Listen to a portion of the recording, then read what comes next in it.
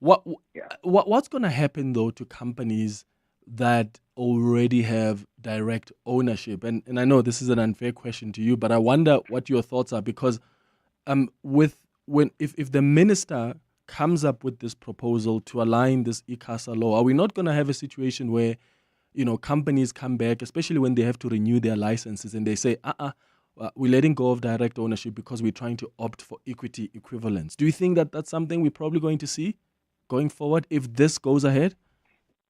I'm not sure in relation to in the telecom space. There was a rule before, they say once empowered, always empowered. Now, I do not know if that... I remember that. That was in the mining sector, huh? Yes, yeah. So I don't know now that when you're renewing your license, are you going to kick out the black shareholder and buy shares and then be white again, or you're going to continue with the existing relationship? You may, the new rules may possibly say, look, we would like to focus more on your initiative since you meet the ownership criteria. How about your management control? How about your skills development? How about your enterprise development? How about your contributions to society? So all of those are as important as the ownership. One mustn't just think that should be the thing. And this thing needs to be made annually for you. Your score, your BE certificate expires every year. Yeah. So it's not like you do it once and that's it. You do it for as long as you need to be in that industry and to participate in procurement within public sector. Absolutely. Wela, thank you so much for your great contribution this morning, calling us from Remsach. I do remember that there was a court ruling in 2021, and someone in the mining sector, please help me, or maybe you're not in the mining sector, but you actually remember this judgment better than I do. There was a ruling in court in 2021 which set aside parts of the mining charter. I remember the court ruled that the charter provides policy guiding principles and isn't subordinate legislation. So it's not legally binding on mining companies. And that judgment also clarified that the principle of once empowered, always empowered, meaning when mining companies renew their mining rights with government, they won't have to top up their existing black ownership to the higher levels required by the charter since 2018. And I don't know if that was ever appealed, but I do remember there was a judgment to that effect, to that point that Willa was raising about once empowered, always empowered. Bunny, you are calling us from Brakpan. What are your thoughts? Hey, Clement. Hey, Tara. Yes. Yeah, sharp. Just to somewhere help you on that one. I specialize in the space. So just on that one. In 2018, when the Mine Charter 3 was published, with regards to ownership, the goalpost was shifted, to use that phrase, from 26% to 30%. And this is what's constantly happening. There's a ruling about one aspect of whether it's the Mine Charter or BEE, and then companies want to throw, as you guys would say, throw the baby out with the bathwater. So it was just on that one aspect to say that, no, you can't, for companies that already have 26% black ownership, you cannot not say when you apply for a new mining right that you now need to have 30%. Because as we all know that equity ownership is very complex. So that was the ruling with regards to that. And it wasn't just in the mining sector, it was actually across board. But yes, because mining licenses, mining is the one area where you need a license to operate versus just having a manufacturing company. I see. Mining companies would have been affected greatly. But the reason why I called in Clement, just to quickly, and I've always been an advocate for equity equivalence. And there's a reason why we've only seen 4 or 5 deals. I mentioned Data, Microsoft, the guys in the tech space do that because it's very complex, because they're multinationals operating out of the US or out of the UK. These companies don't enter into normal willy-nilly, for lack of a better phrasing, BEE transactions. So that's why equity equivalence was introduced to say, but there's more that we can do with in terms of developing young black talent, in developing schools, create almost our own MIT for lack of a better phrasing. So for me, I've always been saying, let's even take the whole ownership, and I'm going to give you one example quickly because I know you have to go to headlines. Let's take the whole ownership thing and throw it completely out of the window. And this is why I'm saying this. When Praveen Gordon, in his first budget speech, delivered the R1 trillion budget for South Africa, he made a statement at the business breakfast the following morning to say, if we're going to achieve our transformation targets, the private sector's got a critical role to play. Private sector spends about 10 times what government can spend. So if you use that example, R1 trillion times 10 becomes 10 trillion rand. Now, this is the thing. There's preferential procurement, quickly on two elements of the broad-based part of it. There's preferential procurement and the skills development. If you say, BBEE says we must spend 40%, some targets go to 50%. Of preferential procurement spend. So now you take 40% of 10 trillion. How much is that, Clement? That is, sorry, man, I'm just losing my train of thought now. But 40% of 10 trillion is 4 trillion. Now that is the amount, and that is expenditure that will be set aside for black controlled and black owned entities. What can we do as a black people with 4 trillion, with 4 trillion. And that's where we are losing There's the plot. a lot, we can do. If you take that and if you take the skills development, which also runs into the billions, with the biggest country or with the biggest spenders in terms of skills development globally, I think the last figures that I saw was we spend almost times 20% what some of the other countries are spending. Why is that not trickling through? Yeah. Because you will use that skills in terms of how do you build industries that can then become these SME suppliers so that we can make our mark in terms of that 4 trillion rand. Absolutely. Bunny, got you. Thank you so much for your contribution in Brakpan. It's just after 9:30. After the latest in Eyewitness News headlines, I'll come back to your calls on 011-883-0702, your WhatsApps on 072-702-1702. So hi. Thanks, Clement. Good morning. Action SA in Johannesburg has announced it will not support the Metro's proposed budget if it includes a 200 Rand electricity surcharge. Finance MMC Margaret Arnolds is scheduled to deliver her budget speech this morning. The party is one of several in the council urging the Metro to ease the burden of rising electricity costs. Sentencing proceedings in the Jocelyn Smith trial will continue today in the Western Cape High Court. The process commenced yesterday with the court hearing from a social worker who was the probation officer for the accused. Errol Peterson says the child's mother, Kelly Smith, and her co-accused, Jacqueline Apollos and Stefano van Rijn, are a menace to society. And a discovery by scientists at Harvard University could soon stop the spread of malaria. Researchers at the prestigious institution in the US have found two substances that, when absorbed through the legs of a mosquito, they will kill the malaria parasite. Malaria claims nearly 600 lives every year, with majority of the victims being children. And those are the headlines. This EWN and more at 10 or as it happens. EWN Traffic. In Boysons, heading towards the Joburg CBD, you can expect about an hour delay on the M1 northbound. That's between Xavier and the Crown Interchange due to an earlier accident. So avoid that route at all costs if you are leaving Soweto to the south. Rather use Nasrec Road or even Crownwood Road. I see Boysons Road is also heavily backed up as a result. So Crownwood Road and Nasrec Road are your best bet at this stage. There's also slow-moving traffic in the Poleshoff area. This is on Witkoppen Road between St. Peter's School and Stonehaven. Some good news, though, that accident in Boksburg, N17 westbound, has been cleared and traffic should be back to normal shortly. And look out for those faulty traffic lights in Rand Park Ridge at Beyersnodia and the N1. If you come across any other traffic issues, please SMS us on 31702. We are also on X at EWN Traffic. There's more EWN on air, online, and on the EWN app.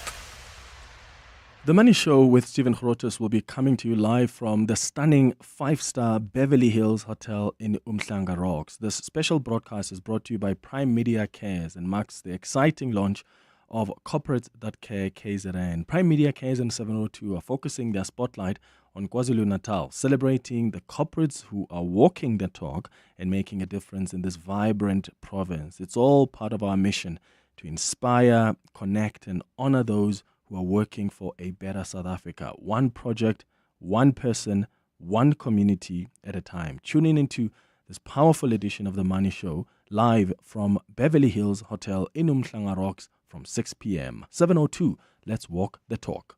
Hi, I'm Lewis Hamilton. Victory demands everything, but the journey is never solo. My team carves the way, data and innovation are my compass. This is how today's champions are made. Drive your success and trade like a champion. CFI, a global leading broker now in South Africa. Access over 15,000 instruments, advanced trading tools, 24/7 support, and superior trading services. Visit cfi.trade today. CFI Financial is an authorized financial services provider. CFI, empower yourself. It's that time of the year. Sore throats, congestion, wet and dry coughs, pain and fever. For trusted relief for you and your family, ask your pharmacist to recommend a winter survival pack from the Adcock Ingram OTC range. With products like Medikil A, Expigen, Corenza Parac, Adco Napamol, Dilinct Junior and more, we have you covered this winter. Remember, Adcock Ingram OTC, sponsors of Brave. I'm so worried about Michael. Every day he comes home wanting to be something different when he's big. Monday it was a pirate, Tuesday a surgeon. We bought headphones for his DJ phase, books for his teacher phase, and 1,000,000 soccer balls for his Ronaldo phase. Honey, I'm home! I just picked up these flippers and goggles from the crazy store. I'm going to be a marine biologist. Michael, you're an auditor. The crazy store. Hey, you never know what you might find to bring out the kid in you. Volksfest deals are back. Get a free upgrade to the Polo Vivo Life when you buy a new Polo Vivo and pay 0% deposit. Get more features at no extra cost. Buy it now and only pay 3 months later. Offer valid only through Volkswagen Financial Services. Looking for something sportier? The stylish T-Cross is yours from just 399,900 Rand. These Volksfest deals won't last. Visit your nearest dealer today or visit vw.co.za. Every thriving business starts the same way with someone who dares to dream. If that's you, 702 and Standard Bank's MyMobiz business account want to back your next bold move. Every week we'll spotlight 4 of Gauteng's boldest entrepreneurs and give them a chance to win 25,000 Rand to boost their business. And if you already bank smart with a Standard Bank business account, that becomes 50,000 Rand. To enter, hit primemediaplus.com and tell us your growth aspiration and how a cash injection could unlock your next level of success. This week, tune in to 702 Breakfast with Bongani Bingwa, weekdays 6 to 9 a.m. to hear if your business is in the running. It's time to rise and thrive with Standard Bank's MyMobiz business account. TCs and more at primemediaplus.com. Your voice. Your station. Your open line. Walk the talk with Clement Manyathela on 702. 20 minutes before 10 o'clock. This is the 702 open line. We're taking your calls on 011-883-0702. WhatsApp's on 072-702-1702. There's someone on Twitter, Abel, who was asking about what the light moment that the president had yesterday in Cape Town when he was talking about dimming the lights. I had posted a video there on Twitter, and someone was asking about what he had said about dimming the lights and how traumatized he is. So maybe let's play you that clip, and then I'll come back and continue with your call. So just for context, the president was speaking at the infrastructure symposium, and when he walked in, the lights were dimmed, and he expressed some concern about that. So when I came in, I saw the room going a bit dark. They darkened the room. And for a moment I wondered, what is this? It's happening to me again.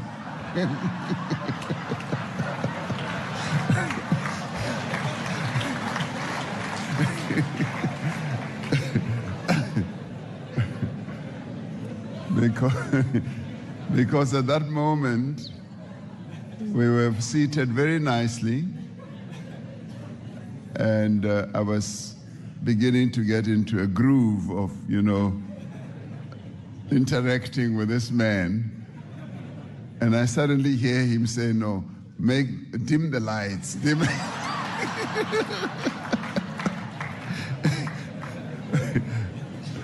And I must say, a number of people have said, this was an ambush, this was an ambush. And I was bemused. I was saying, what's happening? So when I saw Clement, I said, this guy could have a role in all this. He's repeating what he experienced. So that's what he said. I suppose it was also nice to hear the president reflect on a lighter note on what happened last week in the Oval Office in Washington, D.C., 19 minutes before 10.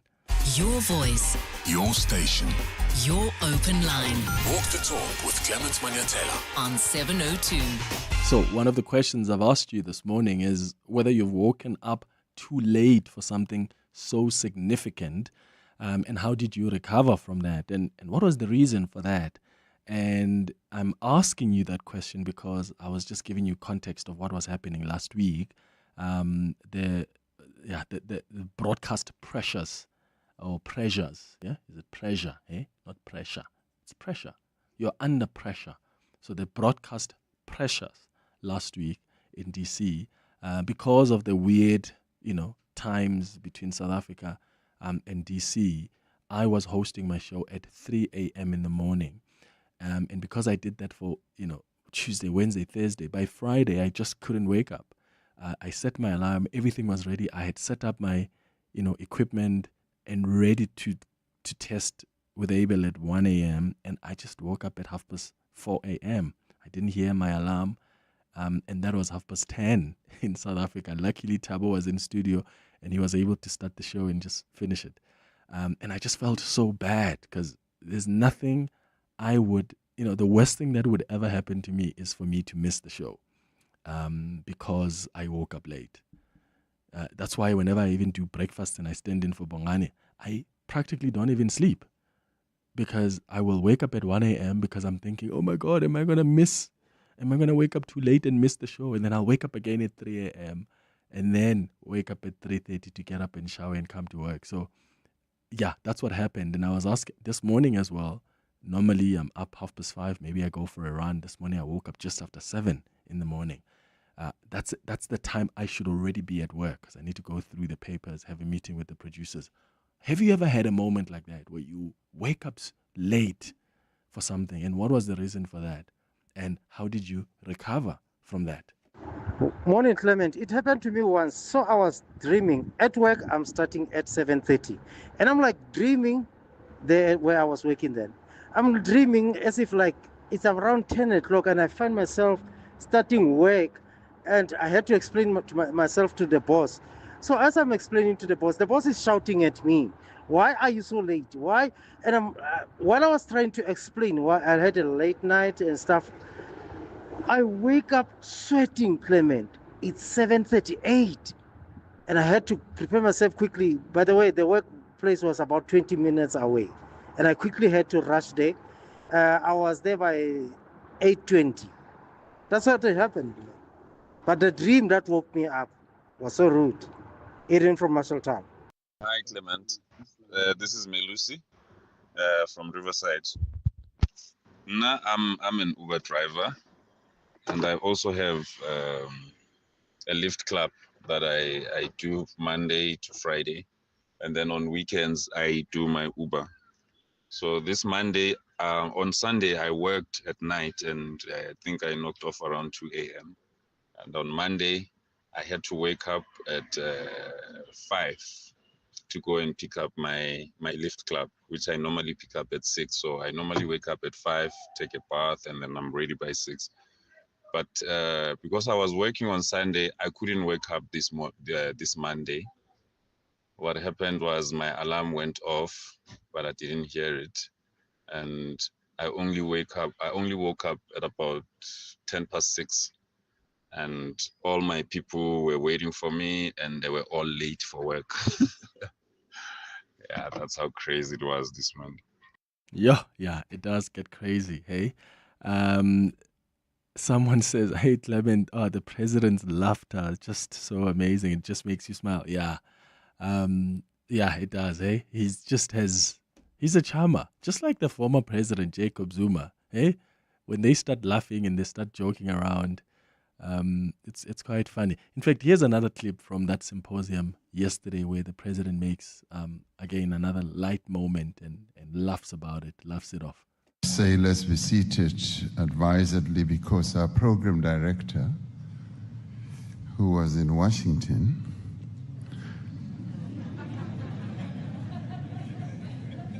would most probably want you to remain standing as he was standing in the Oval Office.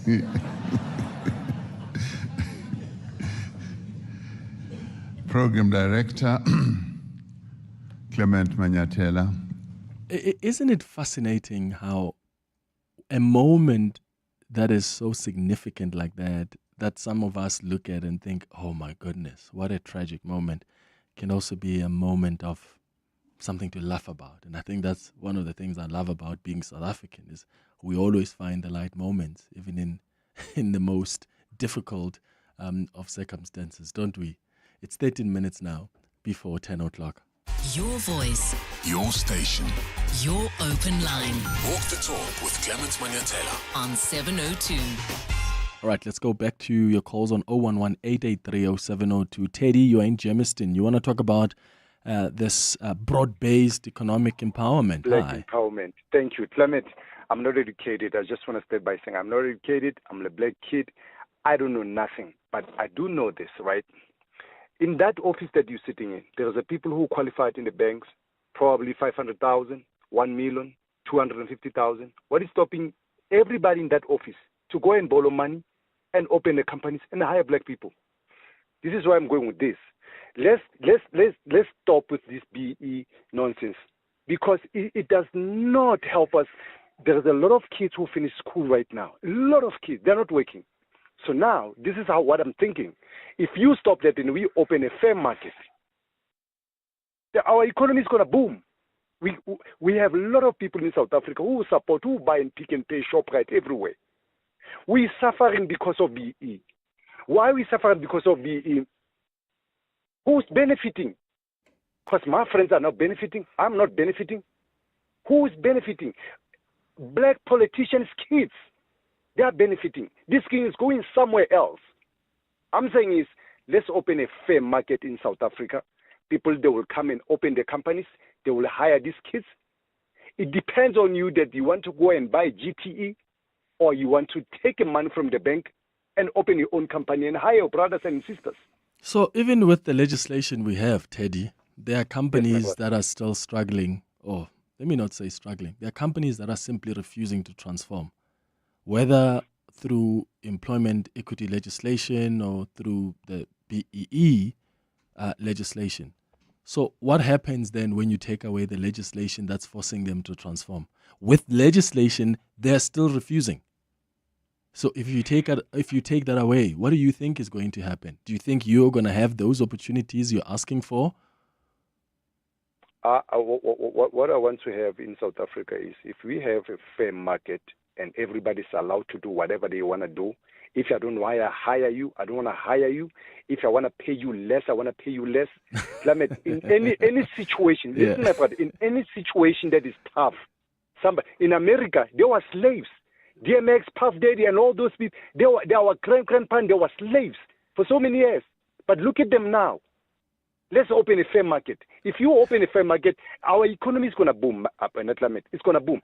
Right now, let's say there is a friend of yours, right? There is a friend of yours. He want to buy a Lamborghini. Why can't he take the money and open a bank or take the money and open a factory?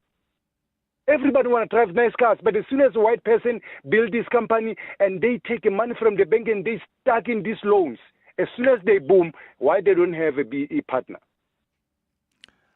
Okay, Teddy in Germiston, thank you so much for your thoughts. I think we've had many conversations, I think, on the show about BBBEE. I mean, go and check out the levels of compliance with BBBEE. They've been low. So if you take away a system that forces institutions to transform, what's going to happen when already the transformation is slow with the current legislation? And look, there's no doubt that BBBEE is not perfect. Yeah?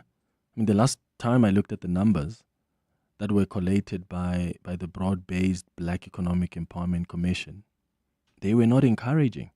They showed that the number of black business owners had decreased at some point. There's still issues around verifying the BEE levels of companies and the issue of fronting that I mentioned earlier on. But instead of scrapping the legislation, why don't you rather push for the strengthening of the regulatory frameworks? Because there's been some failure to regulate the policy. I mean, you look at the commission, which is tasked with ensuring that companies and government comply with and implement this broad-based Economic Empowerment Act. What are they actually doing to ensure implementation? To ensure that there's no fronting? To ensure that politicians are not the sole beneficiaries? So companies are interpreting the codes as they please, and there's no effective monitoring or regulating them. So I suppose my response to that caller is, why don't you try to work on fixing that? Because otherwise, what kind of country are we going to be? It's easy to say, just create a fair market. Anybody can do what they please. That's not how it works. This is a capitalist system. If you're saying that, companies are just going to do whatever they want. So forget about labor laws. Forget about you being treated fairly at work. Forget about, you having mechanisms in place to take your bosses, like CCMA, for instance. If you have been unfairly dismissed, constructive dismissals, forget about those. Now we're going back to, this guy was talking about slaves. That's where we're going back to then, because I can easily ask you to work for 24 hours straight. I can ask you to do that as an employer, and you can't say anything to me because I get you saying that we must just have a fair market. The bosses and employers must do whatever they want to do. That's not the system that's going to work. And we have a unique context in this country. We need to appreciate the nuance of this country. We are not Finland. We are not Brazil. We are South Africa. We've experienced both colonialism and apartheid. There's a specific group of people in this country whose lives were, in fact, they were subhuman. The legislation of colonialism and apartheid didn't see us as equal humans. And what we need to do is to fix that. Those opportunities that were missed, people that are still left behind, we need to start empowering those people so that we level this playing field. Otherwise, we're going to continue becoming one of the most unequal countries in the world. 7 minutes before 10. 702 Afternoons with Relebohile Maboja, 1 to 3 p.m. I would be petty. In grief, no man. If that's my husband that died and the long-standing mistress, I'll be sending her Valentine's Day flowers to her work from my dead husband. That's how petty. I'm sorry. Relebohile, ma'am, you're my hero. The level of pettiness is out of this world and I love it. I should share the idea of flowers from the grave with my father's wife. Daddy is a rolling stone.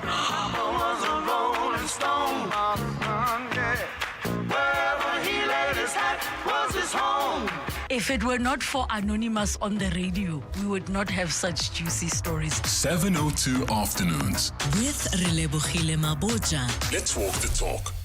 A bowl of cereal, a glass of orange juice, some flavored yogurt for breakfast. Ultra-processed products such as these may be high in sugar, salt, or saturated fat.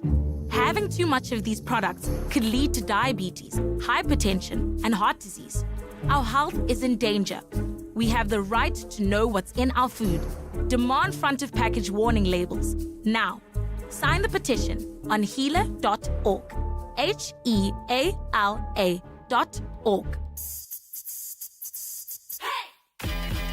Choose Checkers, SA's #1 in value supermarket, and save on deals like Fanta Sprite Stony or Schweppes cold drink 2 litres, any 2 for 32 Rand.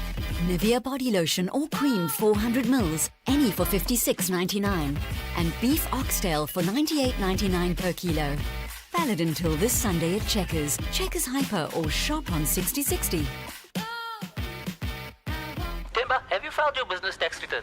Joe, with My Way Business Insurance, I get My Business Assist, which gives me loads of benefits. They assist in filing my taxes, so no long queues. Plus, I get tender notifications, marketing services, and more to help me elevate my hustle. They do what? Yebo, thanks to My Way, now I have time to focus on the real deal, which is growing my business. Move to My Way Business Insurance today and get covered to do business your way. Visit myway.co.za for a quote. My Business Assist is a value-added product. My Way is a licensed non-life insurer and FSP. T's and C's apply. The Johannesburg Philharmonic Orchestra's Winter Symphony season is sure to warm the hearts of music lovers during the chilly winter months. Concerts take place at the Linda Auditorium on Thursday evenings at 7:30 p.m. from the 5th to the 26th of June. Season and single tickets now available. Visit jpo.co.za. Some walks are just for exercise, others for leisure. But this walk is for something greater. It's team building. This July, you won't just take a step, you'll take a stand. You'll walk through history. You'll walk with it. On Sunday, 27 July, the 702 Walk the Talk, hosted by Freedom Park in the city of Tshwane, returns. It's a route that winds through the heart and soul of our capital city. From the sacred grounds of Freedom Park to the powerful steps of the Union buildings. Choose the 8 kilometer for those walking strong, the 6.7 kilometer in honor of Mandela Month, or the 4 kilometer for families and first-timers. Entries are 360 Rand for adults, 200 Rand for children under 12. Enter now on primemediaplus.com. 702 Walk the Talk, hosted by Freedom Park in the city of Tshwane, is where footsteps become footprints. Your voice. Your station. Your open line. Walk the Talk with Clement Manyathela on 702. 3 minutes before 10. Hey, good morning, Clement, Tyron Randburg. You're still beating the same drum. You've just used Patrice Motsepe as an example. Listen, that guy is a brilliant businessman. And you're trying to put every single BE appointment in the same category. It's obviously not, because our state is failing. Everything's failing. And so you want BE appointments when they're not warranted. That's the problem. You're not being honest. So we need to be honest. This is a brilliant scheme. It's good that we bring this new scheme in. And I think this is a very good idea. So let's be honest about that. Morning, Clement. My God, there's no equivalent to equity. That word, equity equivalent, is abomination on its own. Ownership is the multimum. So you can't make up words and be creative and say there's an equivalent to equity. How? It doesn't work that way. I think we are beginning to drop the ball. It should be kept as it is. If you want to do business in South Africa, you need to consider our historical injustices. Teresi here from Vosloorus.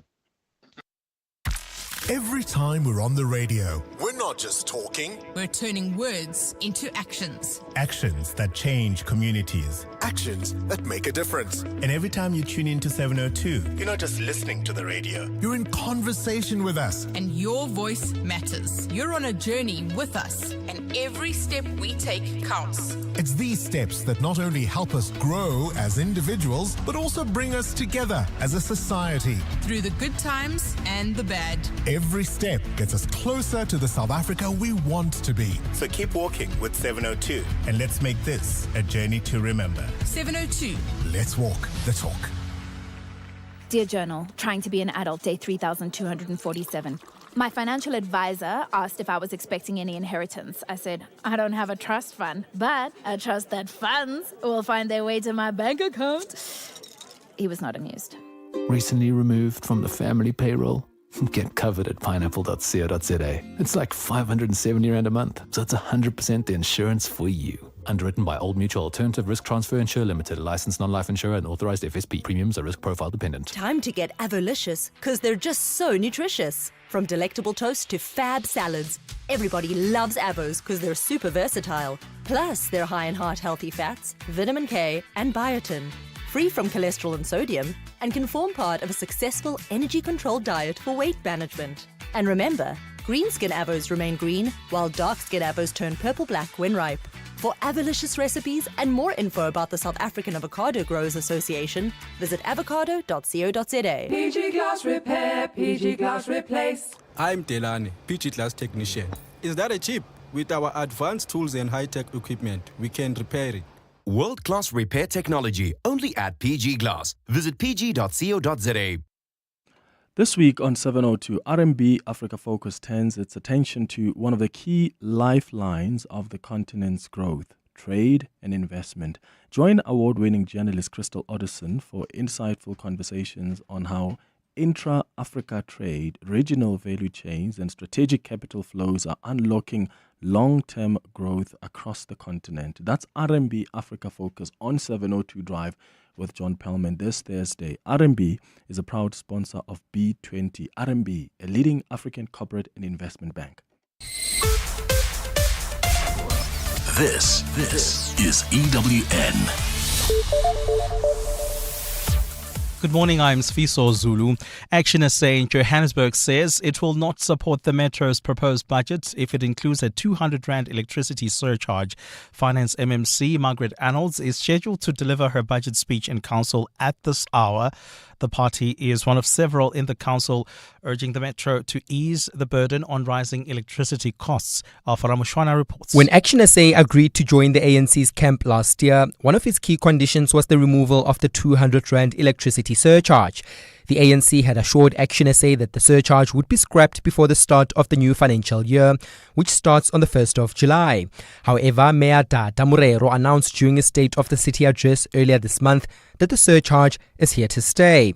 It's for this reason that Action SA Chief Whip Lewo Mudukanene says the party won't back the budget. We've seen during the adjustment budget, it was not scrapped, meaning that more strain or burden will still be placed on residents to fund this budget. She says the surcharge is a deal breaker for Action SA's relationship with the ANC. Alpha Ramshwana, Eyewitness News. Sentencing proceedings in the Jocelyn Smith trial will continue today in the Western Cape High Court. The process commenced yesterday with the court hearing from a social worker who was the probation officer for the accused. Errol Peterson says the child's mother, Kelly Smith, Jacqueline Apollos and Stefano van Rijn are a menace to society. The trio will be sentenced this week after being found guilty of kidnapping and human trafficking earlier this month in connection with the little girl's disappearance. Carlo Peterson reports. Probation officer Errol Peterson yesterday presented the court with pre-sentencing reports he compiled related to his evaluation of the accused. Peterson told the court Stefano van Rijn has a long list of criminal offences and despite having opportunities to turn his life around, he chose a life of crime. Some of van Rijn's arrests and convictions include theft, drug trafficking and murder. Peterson told the court van Rijn's family described him as easily provoked, and in light of his crimes, he is clearly a menace to society. The probation officer said during his evaluation, van Rijn also told him, "I don't care what happened to Jocelyn." Peterson recommended for the court to impose the maximum sentence on van Rijn. Carlo Peterson, Eyewitness News. Social grant payments for next month may be delayed for more than 200,000 SASSA beneficiaries. The Social Security Agency says in collaboration with registered credit bureaus, it's identified people who appear to be receiving income that is not disclosed to them. The Social Assistance Act and its regulations stipulates that beneficiaries are legally required to fully disclose all sources of income during their initial application. After an application has been approved, beneficiaries are also obligated to inform SASSA of any changes to their financial circumstances. SASSA's Pasika Letsatsi. In this case, these affected individuals, their conditions changed. There is money which is flowing in their account, and in that process, they failed to present themselves to SASSA to indicate that the situation has changed. And a discovery by scientists at Harvard University could soon stop the spread of malaria. Researchers at the prestigious institution in the US have found two substances that, when absorbed through the legs of a mosquito, they kill the malaria parasite. Malaria claims nearly 600 lives every year, with majority of the victims being children. Researcher at the University of Cape Town, Dr. Dale Taylor, says mosquitoes sometimes become resistant to current insecticides. So what this drug does, it goes up through the feet, gets into the mosquito's circulatory system, and it can kill the egg before it matures. And the beauty of this, when you're trying to treat a patient with malaria, you're looking at trying to treat 1 billion parasites. The mosquito probably only has 2 or 3 eggs, so it is a really clever way to really focus and target what you're trying to do. Gold is trading at $3,306.97 an ounce. The rand is at 17.97 to the dollar, 24.22 to the pound, 20.32 to the euro. Brent crude oil is at $64.25 a barrel. Heading towards the Joburg CBD, that's in the Boysons area. You can still expect about an hour delay. That's on the M1 northbound between Xavier and the Crown Interchange due to an earlier accident. So avoid that route at all costs. Rather use Nasrec Road or even Crownwood Road as alternatives. And in Polshof, traffic remains heavily backed up on Witkoppen Road between St. Peter's School and Stonehaven. A fine day in store for Gauteng today. The temperatures have peaked at highs between 17 and 20 degrees. The top story in EWN this hour. Action SA in Johannesburg says it will not support the Metro's proposed budget if it includes a 200 Rand electricity surcharge.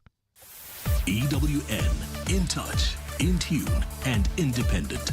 For the latest, visit ewn.co.za or download the EWN app. Your stories, Your questions. 702 listens.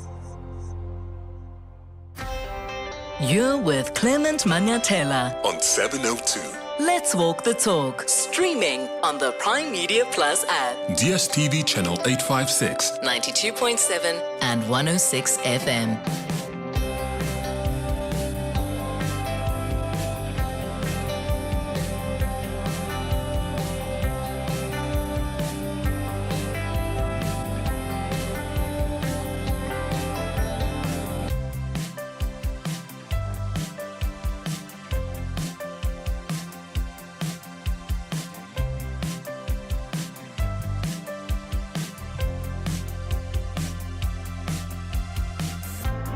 Eight minutes after 10 o'clock. Dumelang, welcome to the second hour of the Clement Manyathela Show. Thank you for staying with us here on 702, and thank you for your contributions on the 702 open line this morning. Just a reminder that at 11 o'clock, when we do our Listener's Choice feature, we're going to be looking at this proposal by the Minister of Communications and Digital Technologies, Solly Malatsi, to exempt multinational satellite operators from compliance with South Africa's broad-based black economic empowerment. I know some people are saying this exemption is allowed by law. Some people are saying it's not. He was in Parliament yesterday trying to explain how it's going to work.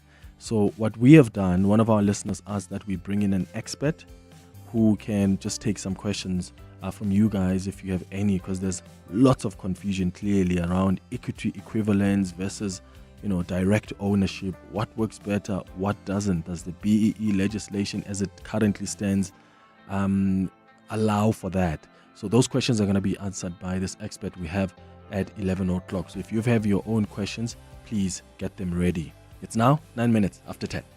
You're with Clement Manyathela. 702. And we start the conversation now with the Hawks head, Lieutenant-General Godfrey Lebeya. He's the outgoing national head of the Hawks, and he's joining us in studio. He has given a briefing before about the kind of work that's been done. I mean, he's been there for a number of years now, and I just want us to maybe just take stock of what's happened during his tenure, what he thinks has worked, where he thinks there are improvements that are needed, some kind of progress report, so to speak. But I want to give you an opportunity as well to join this conversation. So if you've got some questions, you've got some inputs, maybe there are observations that you've made, you can give us a call on 011-883-0702 to join this chat. The WhatsApp line is 072-702-1702. Lieutenant General, thank you so much for coming to studio. Good morning. Good morning, sir, and good morning to your listeners. I appreciate you coming through before you leave the Hawks. When is your last day? My last day will be on the 31st of May this year. And, this is like literally now in a couple of days. Yes, and I will be setting my alarm at 12 o'clock midnight so that by Sunday I don't pretend to be still a police official. Yeah. Because if I'm not reminded, I might continue. Yeah. It might be problematic. So it is midday. on Saturday that my term of office will come to an end. And are you going to rest? Are you still thinking about what you want to do next? No, I don't want to rest. I'll just be trying to see what else should I be doing. I'm not about to be resting. You still have it in you to continue working. I still have got energy. My legs are still carrying me strongly. Yeah. And I have indicated in the past that I'm a South African. South African. I am in South Africa. And I'm a tool available to the government if they need to utilize in any other activity. And otherwise, I'm still an advocate of the High Court of South Africa. My gown is still available in case I also need to go back to You can just dust it off. Yes. And go back to court. And I'm also looking at the possibility that some of the universities might like to utilize the practical skills that we shall have gained over years. And I'll be prepared to part those skills with others. And I think that having in the past assisted in marking the scripts of the students, either from lower level up to doctorate, I think that I can be of assistance in that field. And all the best with whatever you will choose to do after your term expires. I want us to start off just by looking at, because you've been there for, is it about 7 years at the Hawks? Yes, it 7 is, years. 7 years. Because South Africans sometimes look at crime, whether it's your normal crime that the SAPS normally deals with, or it's the priority crime, and sometimes they think, we're losing the battle against crime.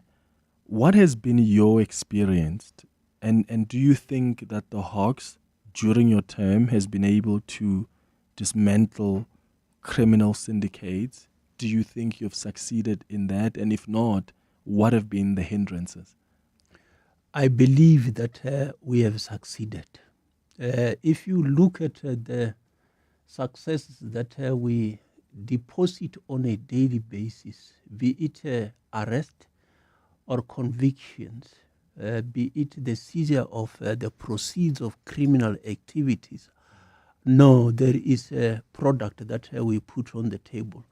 I'm not concerned about that. In fact, I can say that since I took office, we have arrested more than 19,266. These are serious organized criminal group, individuals, inclusive of organized criminals. And we have secured convictions of more than 5,114. This is over a 7-year period. Over a 7-year period. As of yesterday, you should have seen that just here in Johannesburg, 2 individuals were sentenced to share 6 life imprisonment sentences for killing police officials and a member of the public. So for each murder that they committed, they got life sentence. And over this period that I have been in the office, 92 individuals have been sentenced to more than 140 life imprisonment sentences. So obviously you can see that there is a lot of work that is being done. As we speak, there are more than 14,000 accused persons that are currently appearing in the various courts in the Republic. There are serious cases that they are facing. You know of organized criminal groups that we have secured before the courts. If you look at Western Cape, even those who have killed police official, one of the members that was investigating these matters, those gangs are appearing in court. You look in KwaZulu-Natal, those who have been looting in the municipality. Just yesterday, we have also arrested 3 individuals that have been looting the municipality in the Free State. As we speak, there are more than 600 cases that we are handling, dealing with the looting of municipalities alone. And if you add the SOEs, state organs, again, is a lot of those cases. Yeah, in each and every province that you want to look at, you'll find that there are high-profile cases that are pending before court. It's unfortunate that some of the cases have been postponed to December 2027. We're still in May 2025. So December will come of this year. December next year will come. Only in December 2027 will some of these cases. What's the reason for that, Lieutenant General? Because sometimes the NPA enrolls cases, but sometimes the cases are actually not ready. Then they still say they still want to investigate further, or some cases are going to end in acquittal, and they say, oh, we'll come back and enroll the matters. And sometimes you wonder, who's not doing the work here? Are the prosecutors being handed over matters that are not 100% solid and ready for prosecution, or are they the ones that are taking up matters but are not prosecuting the case as well? So what do you think is the reason for these postponements? It is not the National Prosecuting Authority. The matters are ready for trial, which means that tomorrow the matters could have been heard for trial. So they are set for trial, for hearing, which means that the prosecutors are ready, the defense are ready, but the court roll is full. If you look at the Mayua case, that court can't deal with any other case because it has to prioritize that and try to finalize, which means that that particular court is out of service for the other new matters. So it is the volume of the cases that are on the court roll that dictates that you have got this long postponements. There are different kinds of crimes that we deal with. There are those that you can't wait until you conclude the investigation before you secure the attendance of the accused persons in court. But sometimes the NPA does that, I think, sometimes prematurely. Like, I mean, look at the Zizi Koto case, look at Matsela Koko's case, look at the Nulani investment case. I can go on and on of cases that were enrolled, and the NPA said, we are satisfied that these cases are ready for prosecution, and then they end up in acquittal.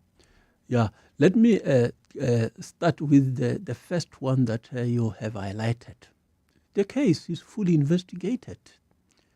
And then before the accused person was secured before court, everything that needed to have been done was done. And the prosecutors who were given the responsibility to prosecute were happy that this matter can now go for trial. It's unfortunate that the accused persons also have got the right to submit their representation. Having done so, the Director of Public Prosecution, who is superior to the advocate that shall have been given the responsibility to prosecute, found that he is of the view that he can't prosecute on this matter. So he accepted the representation. But the law allows further representation to be done to the National Director of Public Prosecution. That is why representation was again made to the National Director of Public Prosecution and say, review what your director of public prosecution have decided. So they are in that process. So obviously the National Director of Public Prosecution have to be exercising proper caution in making that decision, which is at times they put a team together so that that team can analyze what is contained in the docket, look at the decision that the Director of Public Prosecution has made, and make a determination as to whether the National Director of Public Prosecution concurs with the decision of the Director of Public Prosecution, or review that particular decision and decide that no, with the current evidence, I'm prepared to proceed with the prosecution. So it's not necessarily that the work that needed to have been done has not been done. It's just the working of the law, the criminal justice system. But then even the NPA head herself admits that there are some cases that have just been fumbled. She admits that there are some cases that clearly were not ready for enrollment. So I suppose my question is, who's not doing their job? Is it the investigators who are then handing over? Because you investigate, you go to the prosecutors, and they must decide, are there reasonable prospects of success in this prosecution? So is it them who are not doing the proper job, or is it you as investigators? Because someone is not doing their job properly. Yeah, when the investigation takes place, we always work closely with the prosecutor, because ours is not to make a decision to prosecute or otherwise.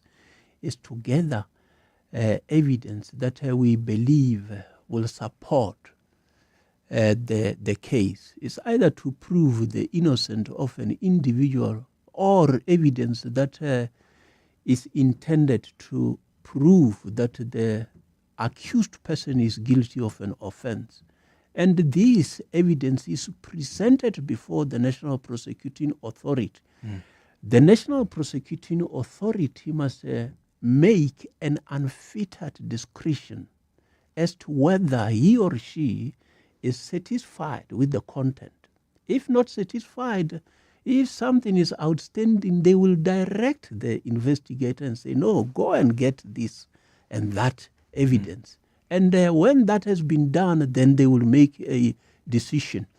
Obviously, they are also human beings, and that's why there are different layers. You can expect that the lowest level may not have the same experience as the highest one. That is why there will be this review mechanism and oversight to assist if an error has been made. So errors can happen. So again, when you deal with cases, never expect that you must get 100% conviction. Because if you are going to have a system where once an accused person is brought before court, you want 100% conviction, it means that the court might make a mistake and convict people that are actually innocent. I think South Africans are just desperate for some high-profile convictions. I think there's no doubt that there are a lot of successful prosecutions. There's no doubt that, as you mentioned earlier, that you've made a number of high-profile arrests. But when are we seeing examples of these politicians in orange overalls? Because that's equally important for South Africans to see that we're all equal before the law, and all of these politicians who are thieves actually end up in jail. I can't count 5 of high-profile politicians or business people who are behind bars right now in the space of what? I can give you 5 years? No, I think that if you look at the 5,114 convictions that we are highlighting here, you will find that some of those are actually in that space that you are looking for. High-profile individuals, business people, politicians. You have got councillors. You have got the mayors. You have got some of those who are serving as ministers. Arrested? I don't know those. Arrested. But who are those? We have never seen a minister or former minister. Which one? I mean, Zizi Kodwa. You just mentioned one. Zizi, but it's acquittal. There's Kimang Pulemabe, but wasn't a minister, but he's at least you could argue, high-profile politician. But I'm already scared about how that case is going to end. Is the NPA have its ducks in a row? But I can't think of high-profile ministers or former ministers who are arrested or standing serious trial now. No, the former minister that you have just mentioned, that he is acquitted. No, he is not acquitted. Acquittal only comes after a plea. A person is asked to plea, and after a plea, the outcome is either acquittal or conviction. So the matter has not reached that stage. He has not pleaded. So the matter has been struck off the roll, and then so once the prosecutor make a decision at a national level, it may be put back on the court roll. So it's not... Because that's not the only option. It may be put back on the roll, or it may not. Yes, but even if it is not put back on the court roll, it will not constitute acquittal. Yes. I hear. And then the technical term, I get there. But I suppose the point I'm making is it may be back on the roll and he's prosecuted, or it may not. There was also the former Minister of State Security that was also acquitted. And then that acquittal was set up aside by the Supreme Court of Appeal. And we have recently again put the matter back on the court roll because the Supreme Court found that the decision by the judge president was not correct. So you can see that errors can happen at every... and we have Nosiviwe Mapisa Ngakula, by the way, who is going through the court system. So that's an example. Hopefully there we see a successful prosecution because there's a solid investigation that's been done. We hope that's going to be the case. I just have someone here asking Lieutenant General about the scope of the Hawks. So when we talk about priority crime investigations, which is what you focus on, what does that cover? Like, can you just investigate anything that's brought to you, or does it have to meet certain conditions? We investigate national priority offenses. National priority offenses have been defined in terms of the South African Police Service Act as amended. So we have put together a document that guides what is that which belong in the Directorate for Priority Crime Investigation. In short, we normally categorize them and say that we investigate serious organized crime, serious commercial crime, and serious corruption. So within those three components, you have got a variety of different types of crimes. Let's say we start with serious organized crime. What is serious organized crime? You speak of cash in transit robberies. You speak of individuals that will be involved in trafficking drugs. Let's say that drugs coming from other countries into our country, or those individuals who are manufacturing, taking types of chemicals and manufacture drugs and start distributing them in the country or even out of the country. You speak of those who are targeting the protected species, be it the rhino horns or those other animals in the parks. You speak of the abalone in the oceans that are supposed not to be harvested in that fashion. So various incidences. Then the Prevention of Organized Crime Act define what kind of matters we need to be looking at.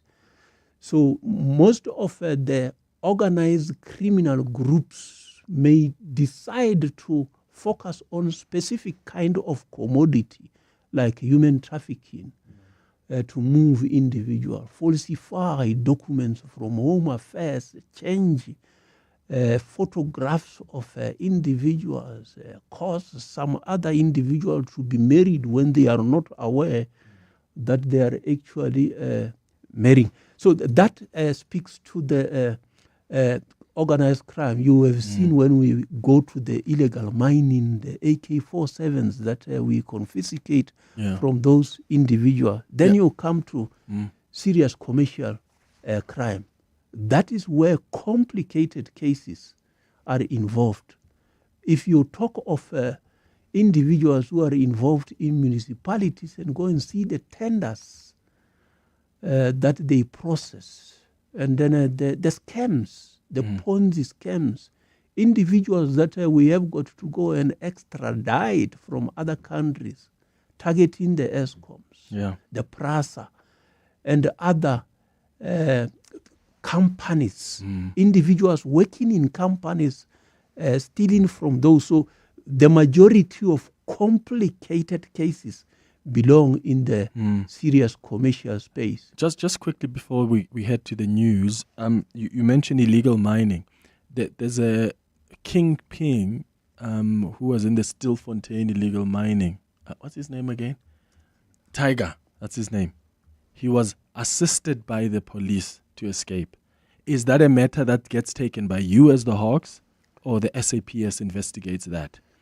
Because that's serious. The South African Police Service are investigating the escape of that individual. He didn't escape, though. They helped him. That's why they've even suspended some police officers. No? Yeah, himself is a escape. There are those who assisted aiding in the escape. Okay. So it's escape. The fact that you were supposed to be in custody and you are no longer in custody, you have not been legally released. That is called escape. If somebody else in the system have assisted you, it's still assisting you in escape. Aiding and abetting somebody else to escape. Why can't you investigate that? Because it's so serious. No, the escape and the abetting and the like is handled by the SAPS. Ours is we have got interest in what that individual may have been doing. So once that individual is caught, then we will be investigating the possibility of smuggling or receiving those minerals that they are. There are chances that this individual may have been assisted by people in higher positions to escape. Doesn't that make it serious and meet their condition for the Hawks to investigate? Yeah. So the SAPS are investigating their own members. The disciplinary processes, there are regulations in terms of how do you discipline members of the SAPS. We discipline those who belong in the DPCR. There is a number of those that we are dealing with in the in the DPCR. In the SAPS, in terms of the regulations of 2016, they have to deal with that. And also criminal investigation, that is the IPAD, will be able to look at all right, those we'll speak more about this also after the latest in Eyewitness News headlines. Apologies, Sfiso Zulu, for being late for the headlines. When we come back, we'll take your calls. If you've got questions for the Hawks head, Lieutenant-General Godfrey Lebeya, give us a call or send us a WhatsApp voice note. Sfiso, hi. Thanks, Clement. Good morning. Missing girl Jocelyn Smith's mother, Kelly, and members of her family broke down in tears this morning during sentencing proceedings when victim impact statements were read out. Smith and her co-accused, Jacqueline Apollos and Stefano van Rijn, are to be sentenced tomorrow. Various statements from family, friends, Jocelyn's teacher, and Smith's mother were read out in court today. Former State Security Minister Bongani Bongo will find himself back in the Western Cape High Court on corruption charges in August. It's alleged Bongo offered a former parliamentary legal advisor a bribe to scupper a 2017 inquiry into state capture at Eskom at the time when he was an MP. Bongo made another appearance in the Cape Town Magistrates Court yesterday after the matter was re-enrolled in March following the state's successful appeal against the High Court's dismissal of the case in 2021.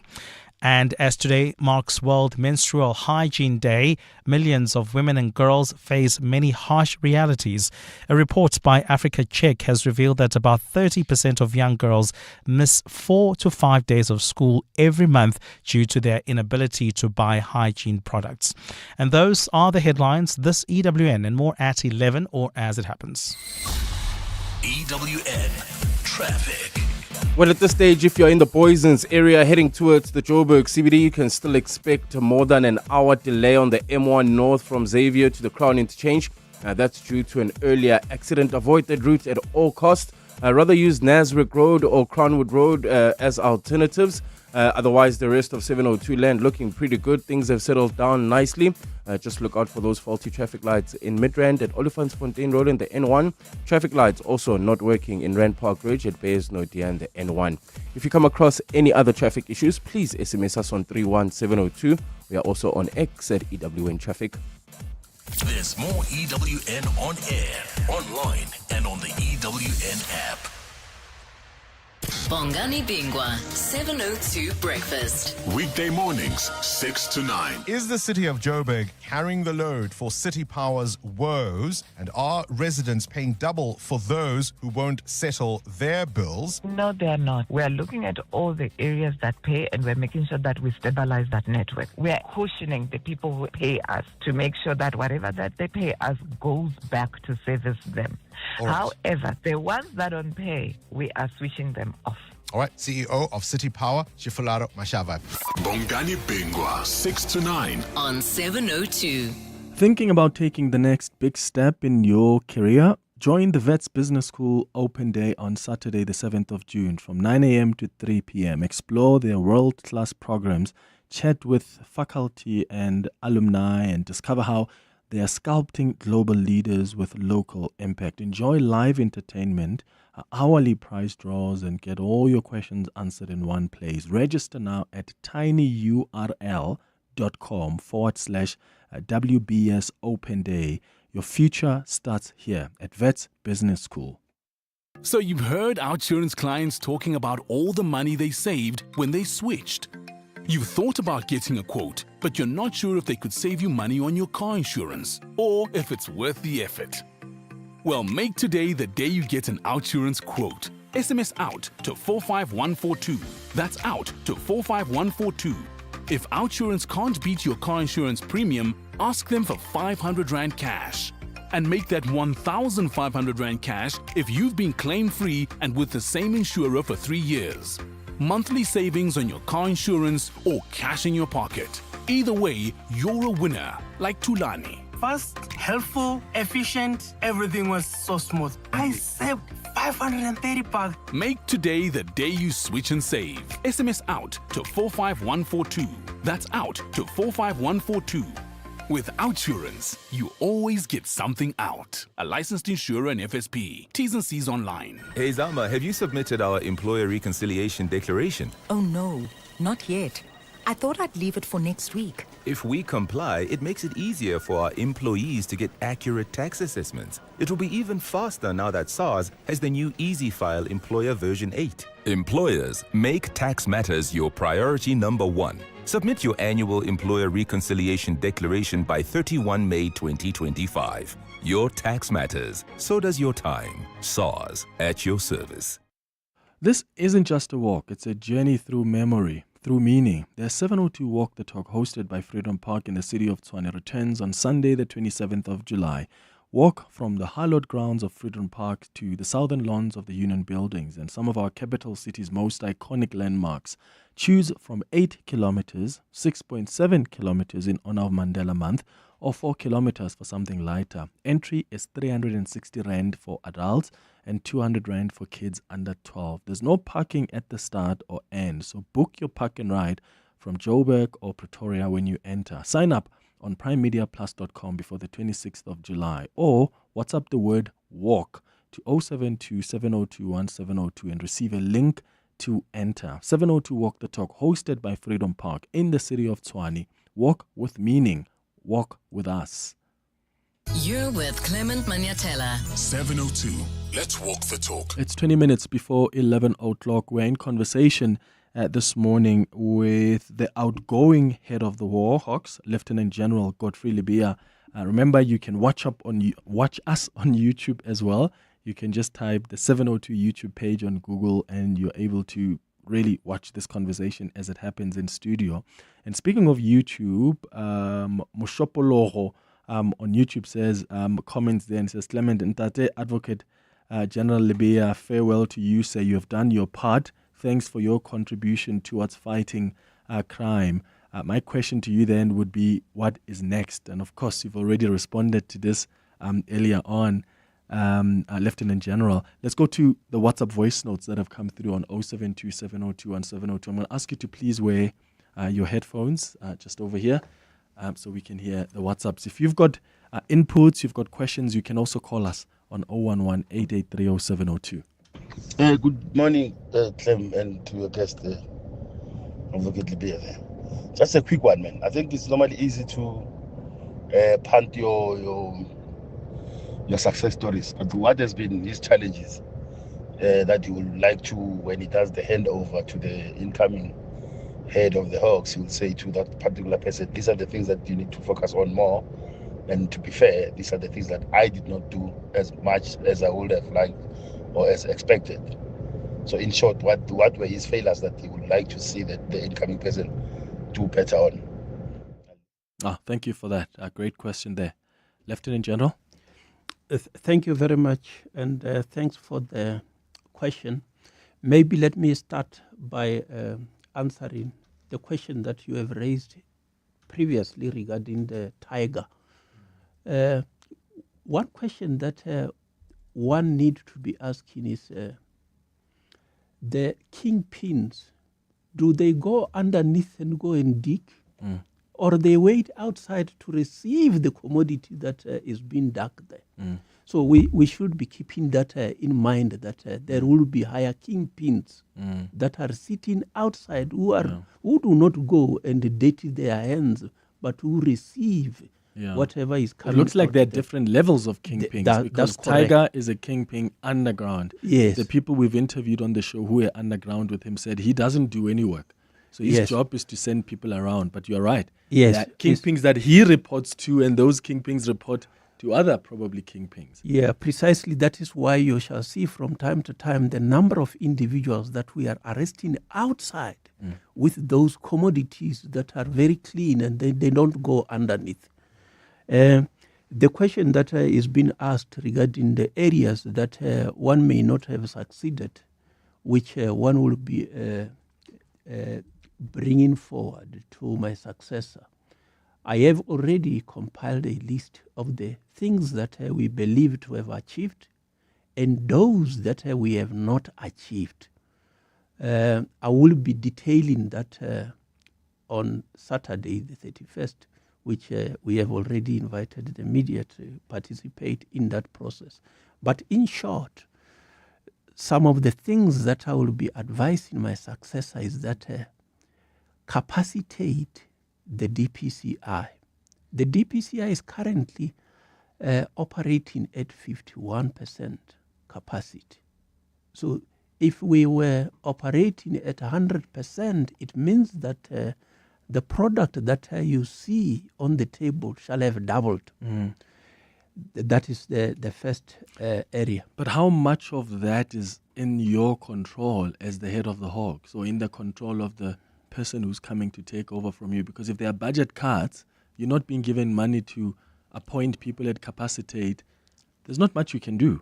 Yes, those are the things that we never give up, is that we must continuously engage the authority and say that if only we can get these additional resources, then we will be able to double the work that we are doing. But you spoke about the proceeds of criminal activities, Lieutenant General. Why can't we use that? What does the law say around what gets recovered from the proceeds of crime? Or can't we use that to then capacitate the Hawks? Yeah, we are doing that. I can also indicate that we have recently received more than 100 million rands to utilize in fighting crime. And we have purchased resources, equipment that we are currently working on them so that even when we go to cash in transit robbers, we can go closer to them and they will not be able to hurt us like they have done in Limpopo, where one of our own have lost a limb. So that money is being utilized to fight crime, but it's not being utilized as compensation, because compensation you need a long term. The proceeds of crime, if you get 100 million rands today, you don't expect that you are going to get it next year and the like, because you don't know. And that particular kind of money is also the money that is being utilized when we had the illegal mining, that they pay whoever is going to assist in rescuing those who were underground. So there are various organizations that are competing to access those funds as long as the purpose is to fight crime. So the other areas that I will be suggesting to my successors that let's work towards getting proper accommodation for the members in the Directorate. I think accommodation is a problem. It's again something that is not in the control of the person who will be sitting here. And what do we mean by accommodation? Is it when they're out on deployment? The offices, no, the office. Oh, office the offices. space. Okay. Yeah, it is a challenge when it comes to office space. Okay. As an example, if you were to look at our headquarters and go and compare with other similar entities elsewhere, you will see the difference. I think that you really need to work on this. And then other areas obviously include the acquisition of the necessary resources that assist in fighting crime. We are today working in technological environment. Most of the crimes that we have known in the past, where people will be erasing a check and the like, are no longer done in that way. So we have moved into a cyberspace where individuals make use of either telephones or computers to commit the old crimes that we knew of. So then you have got a lot of cybercrime. I shall also say, go and look at the provisions of the South African Police Service Act that have not yet been implemented. I have listed 15 of those provisions that need to be implemented. So my successor shall have to work on those. I tried, but because it is not in the responsibility of the national head alone, you have got to be working with other organizations and other levels of authority. He shall still have, or she shall still have to work to ensure that those matters are implemented. Some of them are sitting in Parliament, which if they are going to be reading the provisions as well as the legacy reports that are being left by a previous administration, you'll find that some of the things that needed to have been implemented are sitting there, which have not yet been implemented. So it's a variety of things that I'll be highlighting to my successor that look at this in addition to what the successor will be bringing in. It's going up to 11 minutes before 11 o'clock. Daniel, Thabo, I see your calls. I'll start with you after the break. Get ready, South Africa. The 129th Hollywood Bets Durban July gallops into Hollywood Bets Greyville Racecourse on Saturday, 5th July. It's more than a race. It's the heartbeat of Mzansi. This year's theme, Marvels of Mzansi, celebrates our rich culture, vibrant heritage, and breathtaking beauty. From thrilling horse racing to show-stopping fashion and powerful performances by Zolani Mahola, Lira, Mafigi Zolo, and more. Feel the pulse of a nation in celebration. Tickets are flying fast. Secure yours now at Ticket Pro. The Hollywood Bets Durban July, Africa's greatest horse racing and social event. Sunday, the 15th of June at Nairok Sculpture Park in the Cradle of Humankind is the place to celebrate our fathers. fathers, grandfathers, stepfathers, father figures, fathers who've passed, and fathers to be. Along with the day's entertainment, Epicurean Emporium offers a diverse range of exceptional culinary fare courtesy of some of the finest food and dessert traders, while Benny's Bar will ensure guests are elegantly hydrated with an array of bubbles, wines, and cocktails during this midwinter celebration. Limited tickets are available from nyroxarts.com. Nyrox is a private not-for-profit foundation to benefit the arts. All income is used to maintain the grounds, the artist residency program, and artist support. Hi, I'm Dion Free. Winning requires audacity. That's why I joined African Bank and opened a 60-month fixed-term investment account. I'm scoring 12.8% interest at expiry on my investment. How cool is that? You too can join the bank that backs you to grow your money. Pop into a branch near you or visit africanbank.co.za. African Bank. Audacity to believe. African Bank is a licensed financial services and registered credit provider. T's and C's apply. This isn't just a walk, it's a journey through memory, through meaning. The 702 Walk the Talk, hosted by Freedom Park in the city of Tshwane, returns on Sunday the 27th of July. Walk from the Hollowed grounds of Freedom Park to the southern lawns of the Union buildings and some of our capital city's most iconic landmarks. You can choose from the 8-kilometer, 6.7-kilometer in honor of Mandela Month, or 4 kilometers for something lighter. Entry is 360 Rand for adults and 200 Rand for kids under 12. There's no parking at the start or end, so please book your park and ride from Joburg or Pretoria when you enter. WhatsApp the word WALK to 072-702-1702 to receive a link to enter. 702 Walk the Talk, hosted by Freedom Park in the city of Tshwane. Walk with meaning. Walk with us. You're with Clement Manyathela. 702. 8 minutes before 11 o'clock. Let's go to your calls now. Daniel, let's start with you in Pretoria. Good morning. Good morning, Clement. How are you? I'm all right, man. Go ahead. I've got only 2 questions. I would like to start with saying farewell, Sebata. My 2 questions are, did you beef up the Hawks with a resource like the vehicles? Because your predecessor used to say he left the legacy of dreaded cars that return Hawks. You no longer see those cars around Joburg, Pretoria. Did you leave behind did you beef up the Hawks with the cars now? That's my question to you. All right. Thank you. Thank you for that question, Daniel in Pretoria. I used to think, Lieutenant-General, that when people see those Hawks turning into their streets, they are probably shaking because nobody wants those cars near you. What happened to them? Yeah, thank you very much. We still beef up the Hawks with vehicles. And among the resources that we have just allocated this month is vehicles. And then they are not marked in that fashion because it's not necessary that you should see all of them from a distance. Some of them you should only realize when they are engaging you that in fact they are also the Hawks.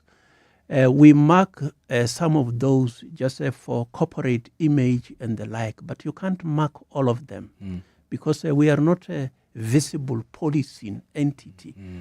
Some, you will not be able to arrest some of the individuals with the marked ones because they see them from a distance. So we usually mark few of those, and then when the old one needs to be replaced, we replace them. They are mostly for communicators. And then the operational vehicles, they are high performance vehicles that will be able to match those that the criminals are using. So we do provide those resources. All right. Thabo in Johannesburg, what's your question? Good morning. Good morning, Clement. How are you? Sure. Go ahead. Thanks, man. General, I just want to raise some things. I know it's been raised a few times now. There's a problem within the Hawks itself. Now when we get the information regarding people that we believe they are connected, the Hawks itself makes it difficult for us to make arrests on those people because especially your anti-corruption, they protect those people. And I believe generally you are aware of that. I just want to know what are you going to do about that because it has become a problem now to a point that No police officer wants to arrest. If we get information about someone we believe is connected, we just leave it. We let it pass. Because nobody wants the hawks behind his back. So what is General going to do about that? Thank you, Thabo, for calling us, especially as someone who is a police officer speaking from experience. Lieutenant General? The members of the Hawks conduct their work without fear, favor, or prejudice. If the caller can just bring to the attention of the senior officer so that we know which ones are those that protect the criminals, we will be able to deal with that. We have arrested senior officers. Major generals are currently sitting 10 years in prison. We have got brigadiers who are currently appearing in court. What level is that which we will not be able to deal with? What level is that which will be able to protect? No, we don't do that. So as long as it can be brought to the attention of senior managers, we will be able to do that. And individuals will be able to provide information that can be utilized, not to generalize and say that everybody knows. Yeah. Just lastly, then, the president must now seek your replacement. What kind of person do you think is needed from the job, from what you've experienced and what you think still needs to be done? The person that need to be taking this position must be honest, be prepared to take criticism, but conduct the work without fear, favor, or prejudice. And if the individual continue to stick to the oath of office which that individual must take before he or she execute the job, I think that all will be well. So we do not want somebody else who will succumb to pressure, which from time to time will obviously be happening. And somebody will also be able to understand what the law is saying. It is good that we also have got a judge available, that if there is any possible interference, you walk straight to the judge.